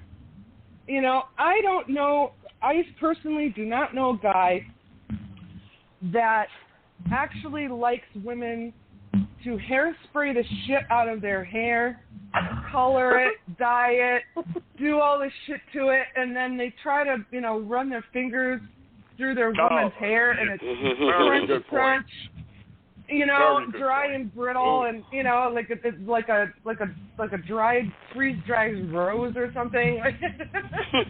Like all her hair is gonna fall out, you know. Well, you don't hit no thorns. Ooh, yeah, right. Exactly. No. Oh. You know, I mean, I think the most beautiful women adhere to the motif of less is more. And I think that really works for them. Say that again, Sarge. I can barely hear you. Yeah, I think the most beautiful women in the world adhere to the motif of less is more. Oh, okay. And I don't mean just not having moderation. If she has the self-confidence, especially if she knows she's not especially good looking, that's a turn on to me.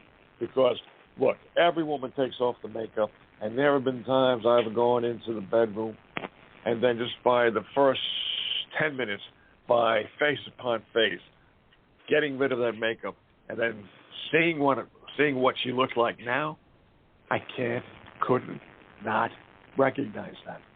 Where did you come from? I kind of go along with that too. Ooh. You know, on really special occasions, a woman wants a doll or something like that. Okay, but I'm talking about. But you know that she's just doing that like on a one-off occasion. I really prefer a woman who is the way she is most of the time. Well, yeah, but I just think most women without makeup look ugly. I don't blame them for wearing makeup, but the guys, you got to give guys credit for when they marry these women, and you got to walk around the house now seeing the women without the makeup on, and you're actually seeing the raw, and it's not beauty. It's not enhancement of beauty. It's covering up of ugliness.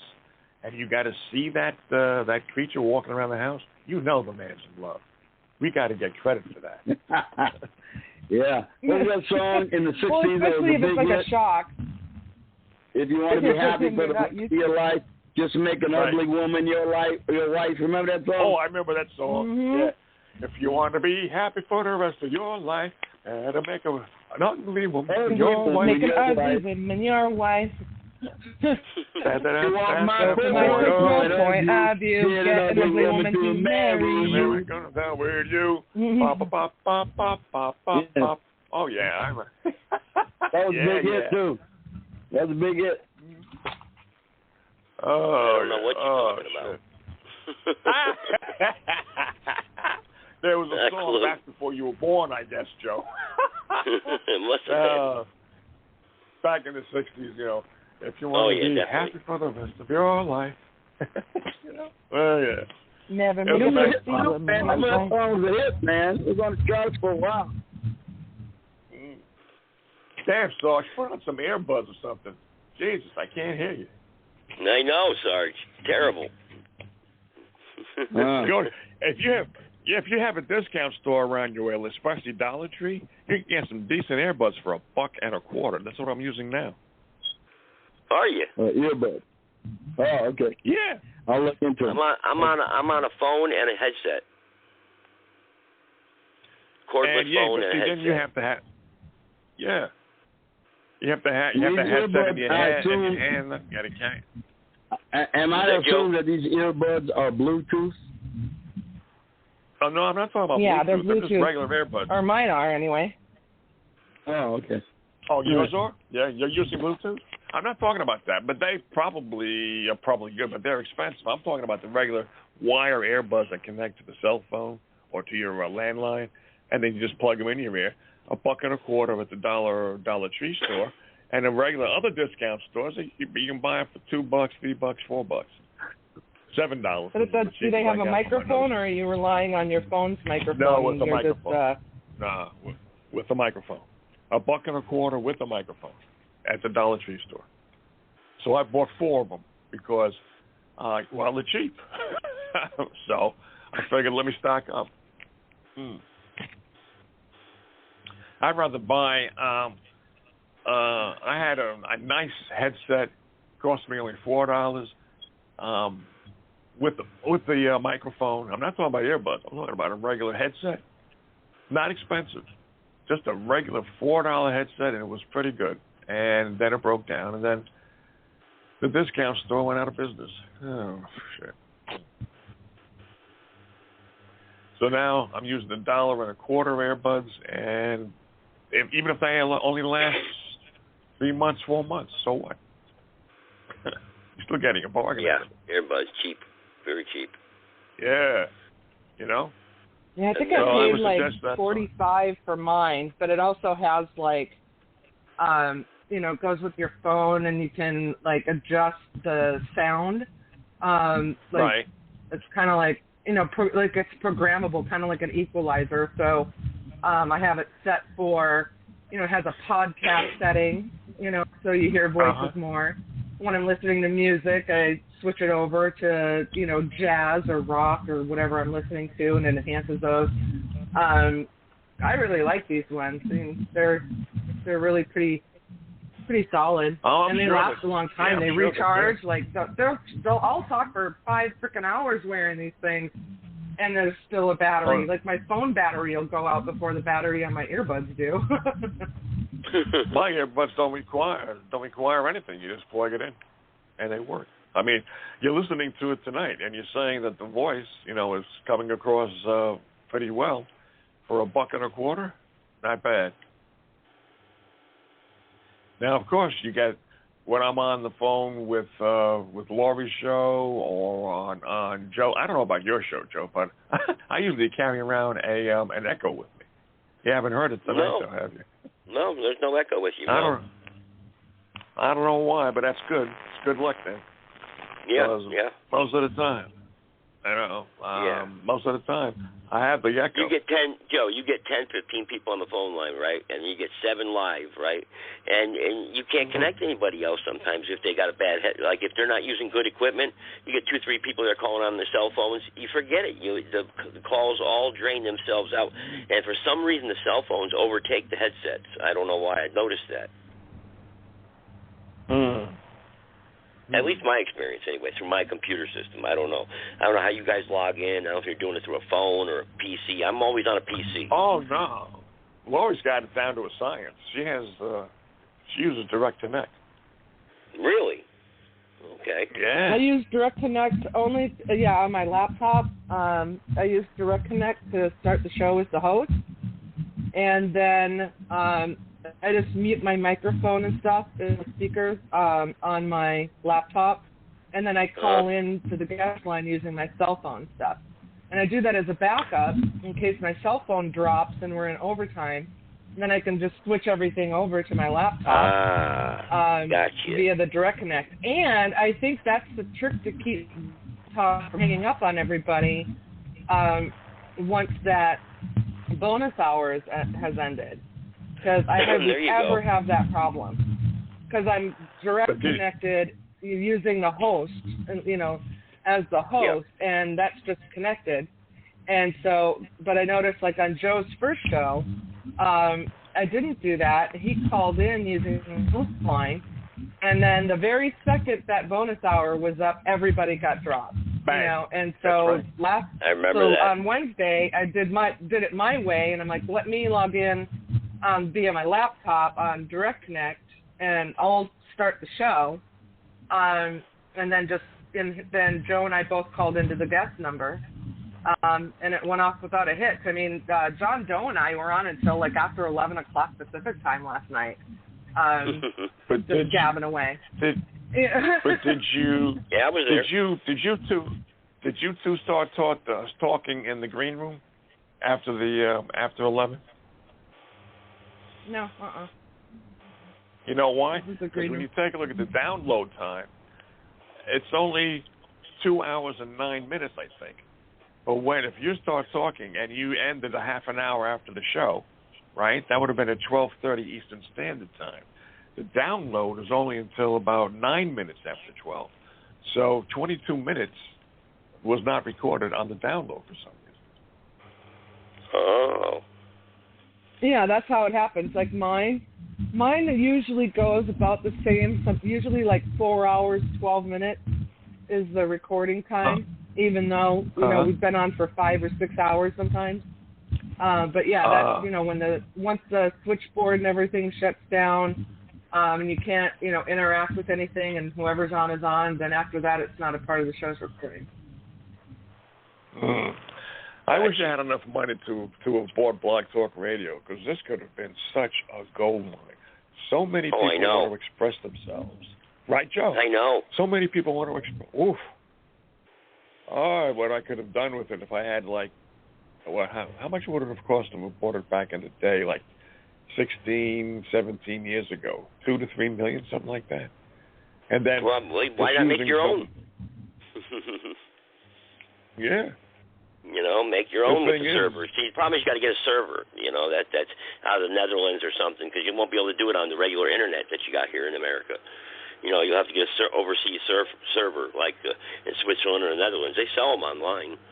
I mean, so and you buy it, you pay through that. You pay through that. And there's lots of ways of doing it. My dad was helping me do it before he passed away. I even had an FM transmitter, FM AM transmitter. But I needed a license to operate it, of course. But I could turn it on and broadcast for about 10 minutes and just shut it down real quick. So it was good. It was real nice. AM would be something to look at. An AM station, they say the equipment's astronomical for the fees and the cost, but I don't know. I think you can probably find somebody who wants to sell out. Right. I mean, there's a church right here in Reedsville that has an AM radio station in their church, and they never use it. It's insane. You know what? That would be good for you, because when you start running your campaign, you could have a communication center right from that church. Borrow their equipment. That'd be nice. That'd be nice. Yeah. Believe me, I'm already talking to him. Trust me. I haven't gotten to my reasonings yet, though. When do you want me to grill you? You asked me the Wednesday. Oh, yeah. Well, I'll tell you what. Let's see here. How about, what night works for you? You want to do it on my Staples show night, or what do you want to do? You want to do it, what do you think? You want to do it on off night? I don't care. Today's Thursday. You can do it tomorrow. You have a show tomorrow? No, I'm not doing nothing tomorrow. Let's see what's tomorrow going. Okay. Friday. Let's see. Hang on. We want to do it on a good listening night. I've seen the numbers wise. How about Sunday night? Sunday, okay. My show. 9 o'clock. Oh, that's your okay. No, we don't want to interfere with. No, we don't want to. I don't want to step on anybody's toes, because since we're all trying to link up here, Let's see here. Why don't we do it on Lori's show? Hey, Lori, you won't have to play any clips if we do it on your show. There you go. Okay. We can get you some. I haven't really been able to play a whole lot.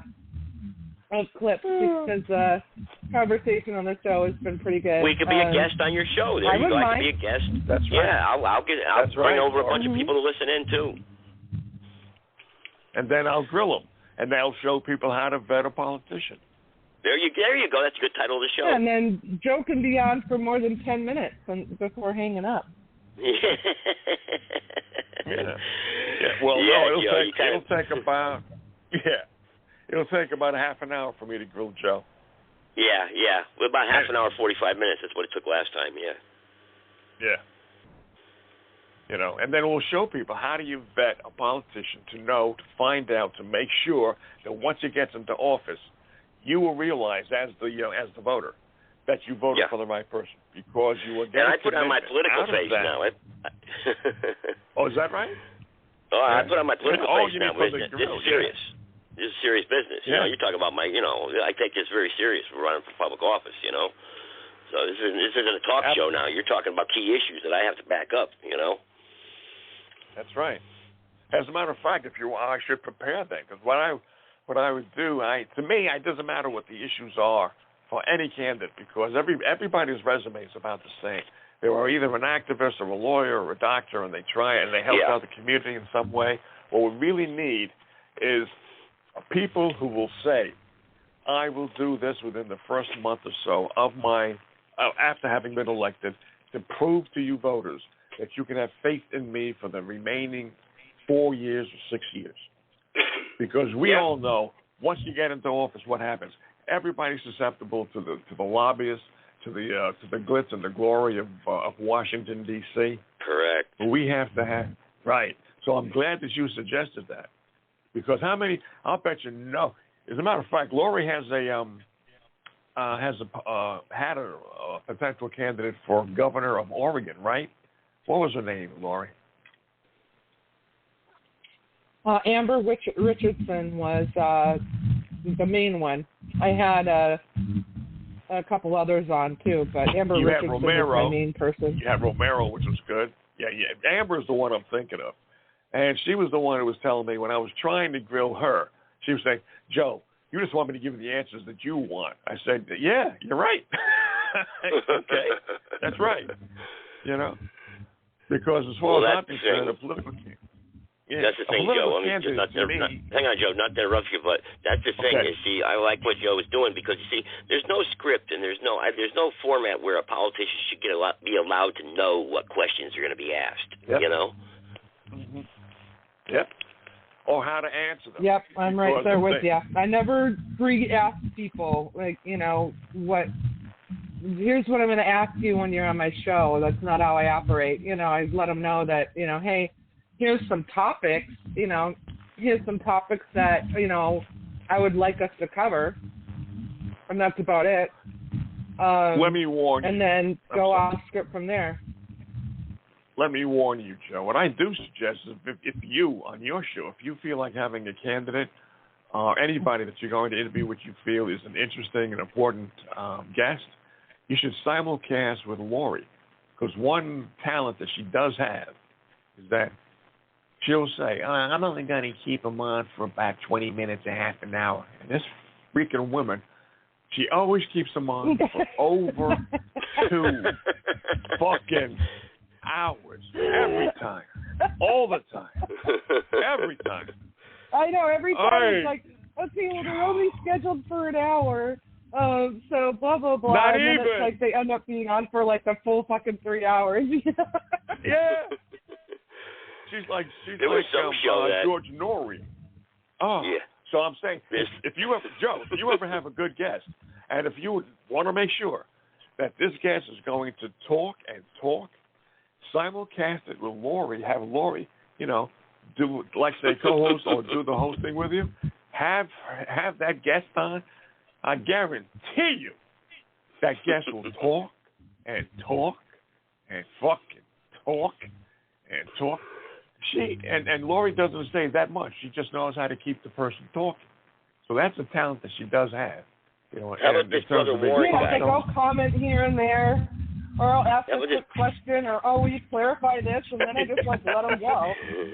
How about this brother Warren guy? Like, what you you think want about me him. to get into this topic in depth? And I'm like, yeah, go for it. That's why you're here. And then I just kind of kick back and shut up and let him go. Well, Yeah. we asked that Warren guy, last night or whatever. You wanted to debate Sarge. You wanted to debate Sarge, or 2 nights ago we asked him, you wanted to debate Sarge, and he backed down. He wouldn't do it. he knows his lane, man. Yeah. Here he is. No. It's not. But he gave a reason for it. I'm beneath him. I'm not worthy of him. He wouldn't lower himself to debate me. That's his excuse. I love because he knows he's gonna get his ass whooped. That's why he won't do it. Well, I love it when they do that. I've had that same kind of thing happen where it's like, I'm presenting too many facts, and they're like, you're not worth just even talking to anymore. I'm not going to waste my time with you. And it's like, because every single point you're making, I'm giving you evidence that shows you that you're not correct, I know. Oh, I'm not worthy. Okay. Yeah. No, I can't waste my time with you. Worthy. You're not worthy. Oh, man, what a cop-out. What a cop-out. That is. One particular debate I really would like to be a part of and a moderator of would be between you, Sarge, and Naj. Because I call him the cosmic disruptor because he's pretty good at sophistry. You're good at facts. It would be like the immovable object meets the irresistible force. So that would be a nice debate. I haven't heard from Naj. We've gone extensively at each other over periods of time without a moderator. Do you remember that guy? Sometimes we go for long as an hour and a half, back and forth and back and forth. Really? Yeah. Sorry, I'd like to hear it. Sorry, you remember that guy, or Joe? Do you remember one of you guys, or even Lori? You remember that guy, Black Jesus Minister? Oh yeah, I remember him. No. Yeah, absolutely. I don't remember him. Yeah. No. He's a big mouth, 10 times worse than Warren. But he says that Jesus is black. Black Jesus Minister. That's what he calls himself. He calls him the champion debater. Okay. A champion debater, a champion masturbator. Yeah, he's a okay. Yeah. Until they get into the ring, all of a sudden they get either a loss for words, or they have to deflect, or use some other excuse. Yep, I actually got him on my podcast show, and actually Howard Stern, did 2 clips of my show. We did one with him and another one with another crank caller that called in. Actually, Howard Stern. Really? And yeah. And it was they were both of them. I didn't think they were that good, but everyone else thought they were hilarious. But I had this Black Jesus Minister, and Caitlyn Jenner called in, and that was the big Caitlyn. Yeah. She's no longer. I just laid into her. I laid into him. I told him, he wasn't worth my time. He's a homosexual, fag, transvestite. Oh yeah, I was laying into him. Well, that definitely fits Howard Stern's format. Oh yeah. And a joker that he is. Good old Caitlyn Jenner. I miss the guy that used to call in and ask us if we could bend over and lick our own ass. I kind of miss that guy.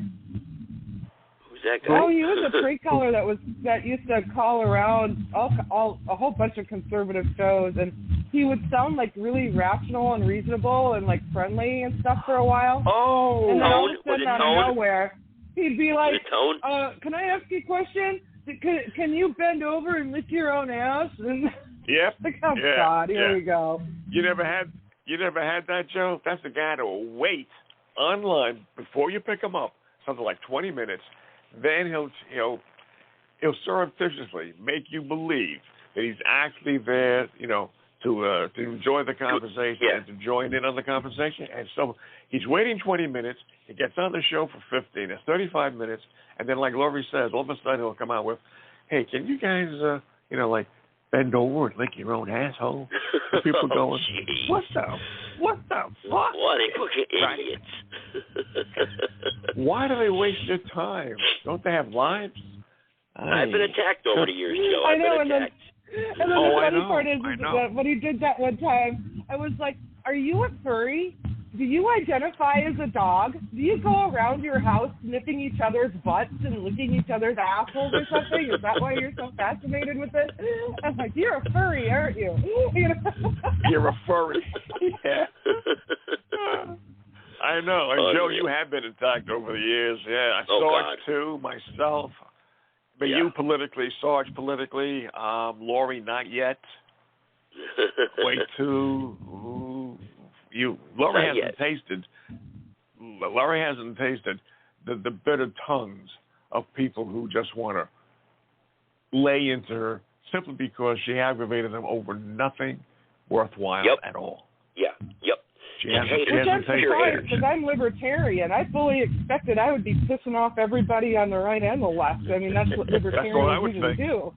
You know? That's what I would think. Yeah. But you haven't done it yet. You haven't tasted it yet. You haven't been like Joe had 10 people on the show, and three of them are cranks and trolls, and I've had 6-7 people on my show.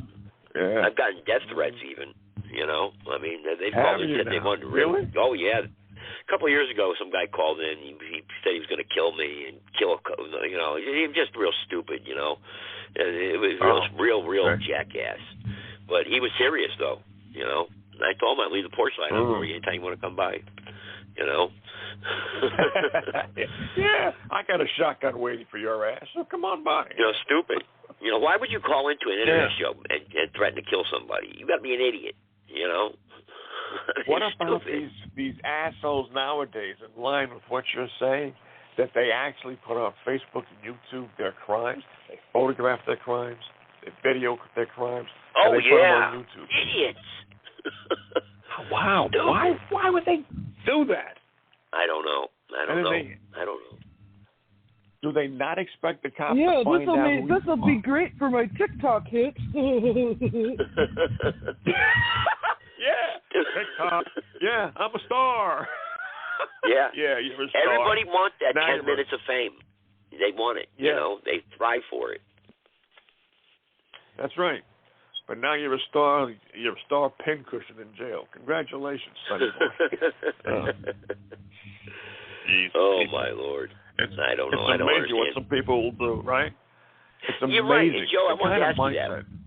I wanted to ask you that actually. What? I mean, society in a whole, in general. Do you think we could really fix this society? Can we? You say we got 2 years left, but can we turn it around? And if we do, what do we do with these people? It'll take a concerted effort. It'll take somebody, more than one person. It'll take a bunch of people with brains, with gumption, with raw courage. I mean, raw courage with the deep state, Soros, and everybody else coming after us, especially those who take up the leadership role. If you have them, then we can. The military, some people think that the military is on our side. Other people think the military isn't. I don't know. So that's an up-in-the-air issue with me. I do not know. I don't know. But we need the military no matter what. We need them. Yeah. You're right. You're absolutely right. And I agree with you. I don't know if the top brass is on our side, if the lower levels are on our side, if we got a bunch of jackbooted thugs in there, you know. Yeah. And it's going to get worse. What about the problem? Joe? Huh? Yeah. What do you think of Alex Jones? That's another damn good question. He was condemning not Biden, but Trump, for not recognizing that the vaccine is a deadly bioweapon. And then just about a month ago, he gave him his support. He endorsed Trump. Yeah. So I have to ask myself, whoa, what's going on? And even before that, see, Jones is very intelligent. And Jones is very smart. good at He's a good interviewer. Yeah, oh yeah. And he knows how to make people become aware. But if you notice, the guy, he says, I've read all their white papers. I've read all their books. I've read their documents. He's talking about the New World Order. But he never, ever has them on his show. He talks about them in his articles. But there's no reference to them on his show. He says, if you can look it up. Forget about looking it up. If you've got the documents, make copies of them, put them on your show, put them in the library, have people come to your show, and don't say, look it up, say, you can stay right here. I have the library. Here's the white people. Here in this particular article, in 2005, here's what was said. That would give them credibility. So I have to wonder about Alex, too. Yeah. I have to wonder about him. You know, he's very, you know, if he's a patriot, he's a damn good one. But if he's not a patriot, he's a damn good fake. Yeah, well, he was friends with Ron Paul really good, you know. I mean, Ron Paul's no phony. You know, Ron Paul. No, Ron Paul's the real deal. Yes, he is. You know, Aaron Russo was too. So, you know, I don't know if you know who Aaron Russo was, right? Yeah, he also said that the Rockefellers funded the neo-feminist movement so that more taxes could be paid into the government. Aaron Russo was a friend. He befriended, the Rockefeller, one of the Rockefeller nephews befriended Aaron Russo and tried to turn him into a globalist. But Aaron Russo said, no way, sorry. Yeah. He died of cancer, Aaron Russo, you know. But he was good. He woke up. Well, he ran for governor. That's what it was. He ran for governor, you know, and he got a lot of the vote. That's what caught their attention. It was a rock. So what you guys were saying, or other people say about how when people get in there, once they're elected, they get approached by these people, and you know, and they turn. They become corrupted. That's what I'm afraid of. Yeah, they turn. Sure, they become easily susceptible to sex parties too. Why don't you come over? We're having a little shindig, and I'm glad that you got elected. So why don't you come on over, and we'll introduce you around to some of the people in Washington. And it sounds like a nice, harmless, innocuous idea. And then all of a sudden you got a 16-year-old girl approaching you, and you don't know she's 16, and then they got you. Yep, she looks like she's 35. Yeah, you're totally in an Epstein situation, you know. Yeah, Maxwell Epstein situation. You don't even know it. Yeah. And here he is. Crazy. He's photographing you in the bathtub. He's photographing you on the toilet. He's photographing you everywhere, Epstein. And then, you know, then you're beholden to him. Yep. Right? And then even if you're not corruptible, they will show you a picture of your grandchildren. And what are you going to do? Look at JFK. Right? Look at JFK. You know, I mean, look at his brother gone. And there was over 100 assassinations associated with JFK. Over 100. Crazy. Really? Oh, yeah, over 100 related to it. Oh, yeah. They had to whack cousins, you know, cousins of cousins, friends, and then people that did the whacking, you know, killing, they had to whack them. You know? I didn't know that. Yeah, I knew there were layers of assassinations that were going back to the Clintons when he was governor of Arkansas. Oh yeah. Clinton's got a lot of blood on their hands. A lot of blood. Yeah. But I didn't know there were a lot of assassinations to the Kennedy clan as a result of JFK. Wow, I didn't know that. Yep. That's sad. Man. It is. That is so sad. You know, isn't it sad, Joe? You say that, Joe. Isn't it sad that you know, for freedom, for something good, you have to risk your life? I know. It's a bitch, isn't it? And in America, we're raised that it can't happen here. But then it does, and then it's too late for most people. They say that. I don't believe it. That is one of the major obstacles to people rising up against the government. Yes, they believe that government in general, they're full of corrupt politicians. But up there in Washington, D.C., where they would actually sell out America for 21 pieces of silver, they don't want to believe it. I know, because that happened to me. I did not want to believe it. And then when I finally believed it, that it's actually true, then everything else fell into place. Now I understood why the dishonesty was pervasive. Now I understood how certain deals were made. Now I understood why certain politicians broke their word, because people are willing, very willing, born here in America. They've taken advantage of the American freedom in the system.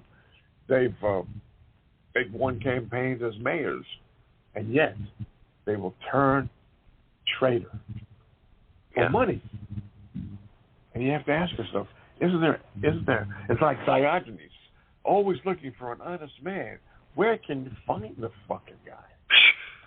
You know? I know. It's like Truman. It's like Truman said. He never knew a politician who, once having entered politics as an honest man, walked out of politics as an honest man. Wow. Well, I'm paraphrasing him, but that's what he meant. That once you're there, you're corrupted. You walk down the corridors of power. Hey, Joe, and you're everybody starting to get that feedback issue again when other people talk. Yeah, I'm hearing it myself now. Let me think. I am. No, I'm the Joe with the perennial feedback. It's me and my app. Okay. Usually I can fix it by. Let me see if I can fix it like this. Because I can't call back in, right, Joe? You're past the time. No, we're in overtime. Yeah, they'll be all right, cutting me off in about 15 we're in minutes. overtime already? Oh, yeah. Let me see if this works. How's it now? That seems better. That's better. Okay. All right. Sounds all right. Well, since it's about... Yay. Huh? Oh, I'm getting, I think, back. Anyway, not to disrupt the show, because I do that as a matter of course with this fucking app of mine. Let me bid you guys adieu. And we'll probably turn it in anyway. You want to do the grilling on Sunday, or do you want to? Yeah, Joe. What? When do you want to do it? Whenever you're ready. Doesn't matter to me. We're going to do it on Lori's show, right? Lori's show. Yeah, if she's agreeable to Come on my show. Sunday night. When do you want to do it, Lori? Okay.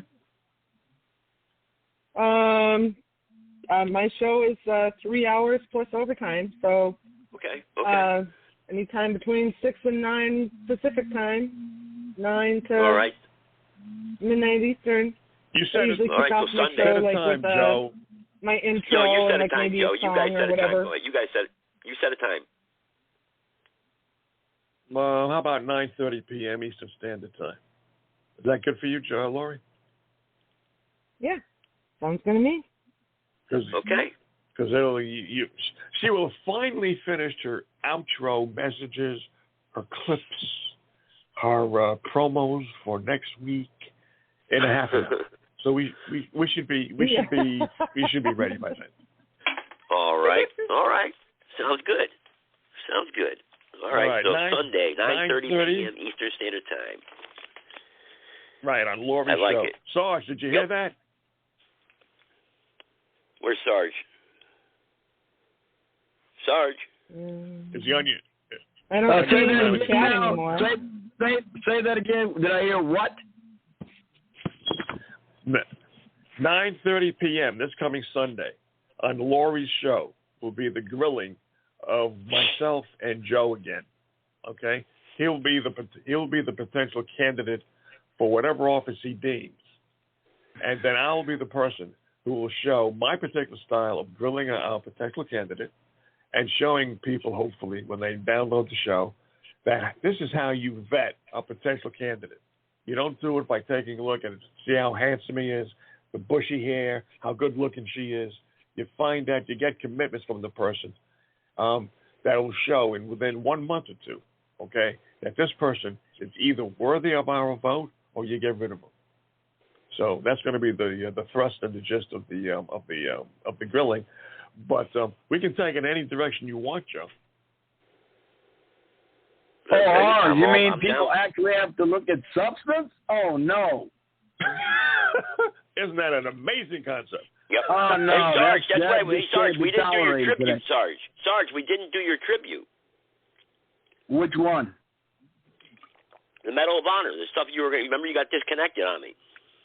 Well, yeah. Well, I can see that was taking another tack, but I'll be perfectly happy to finish that anytime. Okay. Next show we do. As soon as we'll open up with that. We'll open up with that Tuesday. How's that? Yeah, sounds good. All right, Tuesday. Unless you want to do it tonight. I mean, because they're going to cut me off any minute. I mean, they can cut me off. I think you don't have much time left, so. Yeah, I agree. I actually picked out 5 representative stories, I think, that represent different aspects of the Medal of Honor. Some were awarded for combat action. Others were awarded for the sort of stoic heroism that chaplains get the award, the Medal of Honor for, that don't have anything to do with killing the enemy, but have to do with every bit as much examples of courage. Got another example of incredible heroism by sailors, a Marine, and members of the Air Force. So, you know, I kind of got an eclectic mix of Medal of Honor recipients, but all of them show the kind of courage it takes to be a recipient of that award. Okay. All right. I'll tell you one of my favorite recipients of it is Smedley Budley. He wrote the book. He was a 2-time Congressional Medal of Honor winner, and he wrote the book War is a Racket. Smedley Butler. Yeah, Smedley Butler. War is a Racket. Yeah. Got that right. That's for sure. Yeah, he got the Medal of Honor for Haiti, and the other one was for the Spanish-American War. Yeah. What do we want to play here at the end, then? What do we want to play here? George Carlin? What do you like? Joe likes comedy, but he'll probably hang up anyway, so. You want to play George Carlin? Oh, Carlin? Carlin? Oh, hell yeah. All right, I'll play some George Carlin. Here we go. Life is filled with interesting things. That's why I could never commit suicide. I'm having too much fun, keeping an eye on you folks, watching what you do, human behavior. That's what I like. Humans do some really interesting things. Like, besides killing ourselves, we also kill each other. Murder. And we're the only ones who do that, by the way. Humans are the only species on Earth that deliberately kills members of another species for personal gain or pleasure. Sometimes it's just fun. We're also the only species that deliberately kills members of another species for personal gain or pleasure. That's what hunters do. They kill for pleasure. That's us. Human beings. Interesting folks. Murderers. Here's an interesting form of murder we come up with. Assassination. You know what's interesting about assassination? Well, not only does it change those popularity polls in a big fucking hurry, but it's also interesting to notice who it is we assassinate. You ever notice who it is? Stop to think of who it is we kill. It's always people who've told us to live together in harmony and try to love one another. Jesus, Gandhi, Lincoln, John Kennedy, Bobby Kennedy, Martin Luther King, Medgar Evers, Malcolm X, John Lennon. They all said, try to live together peacefully. Bam! Apparently we're not ready for that. Yeah, that's difficult behavior for us. Not too bright, folks, not too bright. But if you talk to one of them about this, if you isolate one of them, you sit them down rationally, and you talk to them about the low IQs and the dumb behavior and the bad decisions, right away they start talking about education. That's the big answer to everything. Education. They say we need more money for education. We need more books, more teachers, more classrooms, more schools. We need more testing for the kids. You say to them, well, you know, we've tried all of that, and the kids still can't pass the test. They say, don't you worry about that. We're going to lower the passing grades. And that's what they do in a lot of these schools now. They lower the passing grades so more kids can pass. More kids pass, the school looks good, everybody's happy, the IQ of the country slips another 2 or 3 points, and pretty soon all you'll need to get into college is a pencil. Got a pencil? Get in there. It's physics. Then everyone wonders why 17 other countries graduate more scientists than we do. Education. Politicians know that word. They use it on you. Politicians have traditionally hidden behind 3 things: the flag, the Bible, and children. No child left behind. No child left behind. Oh, really? Well, it wasn't long ago you were talking about giving kids a head start. Head start, left behind. Someone's losing some ground here. But there's a reason. There's a reason. There's a reason for this. There's a reason education sucks, and it's the same reason that it will never, ever, ever be fixed. It's never going to get any better. Don't look for it. Be happy with what you got. Because the owners of this country don't want that. I'm talking about the real owners now. The big, the wealthy, the real owners, the big, wealthy business interests that control things and make all the important decisions.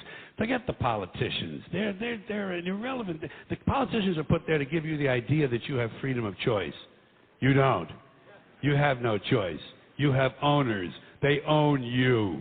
They own everything. They own all the important land. They own and control the corporations. They've long since bought and paid for the Senate, the Congress, the state houses, the city halls. They got the judges in their back pockets, and they own all the big media news, all the big media companies. So they control just about all of the news and information you get to hear. They got you by the balls. They spend billions of dollars every year lobbying to get what they want. Well, we know what they want. They want more for themselves and less for everybody else. But I'll tell you what they don't want. They don't want a population of citizens capable of critical thinking. They don't want well-informed, well-educated people capable of critical thinking. They're not interested in that. That doesn't help them. That's against their interests. That's right. You know something? They don't want people who are smart enough to sit around the kitchen table and figure out how badly they're getting fucked by a system that threw them overboard 30 fucking years ago. They don't want that. You know what they want? They want obedient workers. Obedient workers. People who are just smart enough to run the machines and do the paperwork and just dumb enough to passively accept all these increasingly shittier jobs with the lower pay, the longer hours, the reduced benefits, the end of overtime, and the vanishing pension that disappears the minute you go to collect it. And now they're coming for your Social Security money. They want your fucking retirement money. They want it back, so they can give it to their criminal friends on Wall Street. And you know something? They'll get it. They'll get it all from you sooner or later because they own this fucking place. It's a big club, and you ain't in it. And you ain't it. You and I are not in the big club. And by the way, it's the same big club they use to beat you over the head with all day long when they tell you what to believe. All day long, beating you over the head in their media, telling you what to believe, what to think, and what to buy. The table is tilted, folks. The game is rigged. And nobody seems to notice. Nobody seems to care. Good, honest, hard-working people, white collar, blue collar, doesn't matter what color shirt you have on. Good, honest, hard-working people continue. These are people of modest means. Continue to elect these rich cocksuckers who don't give a fuck about them. They don't give a fuck about you. They don't give a fuck about you. They don't care about you at all. At all. At all. Man, you know? And nobody seems to notice, nobody seems to care. That's what the owners count on, the fact that Americans will probably remain willfully ignorant of the big red, white, and blue dick that's being jammed up their assholes every day. Because the owners of this country know the truth. It's called the American dream, because you have to be asleep to believe it. Sleep. But say what you want about American folks. Yeah. You can say what you want about Americans. You can call them smart, dumb, ignorant, innocent, naive, gullible, easily led, whatever you want. You're going to have to deal with them. You're going to have to deal with them because you're in the television business now. You got the all-suicide channel on cable TV. What do you think about that one, guys? Oh, man. Wow. Well, man, I miss him. He was... I would just... Oh, man, if he was still alive, imagine... the shit that he would be saying. I know. Yep. He's before his time. But then again, he wouldn't be alive anymore, not in today's censorship. He would You're right, cancer. Joe. Yep. Yep. He would die of cancer that would be inflicted upon him by the deep state in some way. You're right. Well, anyway, guys, it was nice good talking to you tonight, man. I appreciate it. Joe, as always, enlightening, and look forward to the debate. Yep. Lori, thank you. Sunday night, and as a matter of fact, I was working on.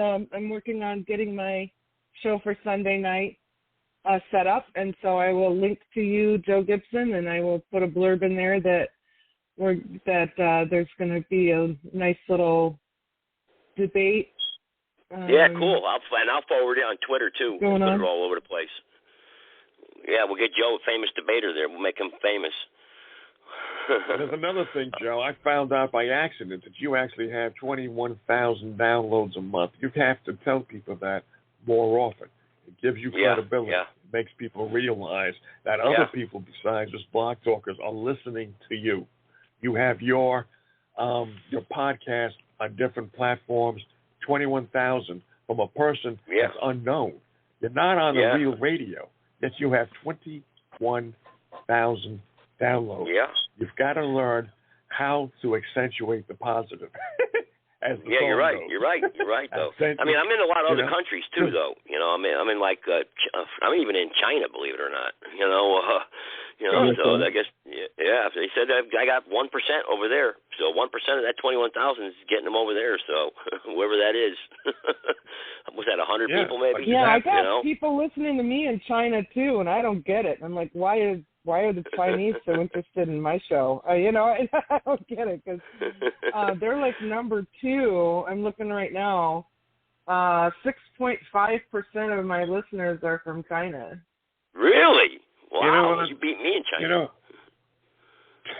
You know where that's from? That's from Chinatown in San Francisco. That's probably how they registered these numbers. Yeah, probably. Probably, you're right. The Chinese Communist Party has enough Chinese so they can assign one person in their country to monitor every single American in the United States. There you go. Wow. Didn't think of it that way. Think about it. They do. And remember, the Chinese law says that any citizen of China, anywhere in the world, when asked to perform espionage for the Chinese Communist Party and the nation state of China, is obligated by Chinese law to do so. Now that I did not know. No, really? I didn't either. I learned something new. It is true. Shit. It's in Chinese law. Every citizen is subject to being requisitioned to perform espionage work upon a demand of the Chinese government. Huh. Well, I'll tell you something, you guys. I do not doubt it one bit. Did you know that the Greek Constitution has inside their Constitution that no politician who is elected to their particular higher office, the equivalent of Congress, cannot be prosecuted for a crime? It's not like our Constitution where you can't be taken off the Senate floor. You cannot be prosecuted for a crime in the Greek Constitution. Huh. Well, also I got 3 private numbers that have been listening. I don't know who they are, but they're listening. So they just want to listen, which is fine. But to say have good night to you guys, he or she, whoever you guys are that are listening here. So got 3 listening. So, but then I got Joe, Sarge, and Lori. So hey, not bad for a late night, you know. No, it isn't. Good night, John boy. All right, guys, take care. Go, hey, here's the show. All right, good night, guys. Take care. Good night, Joe. Good night, Lori. Good night, Sarge. See you.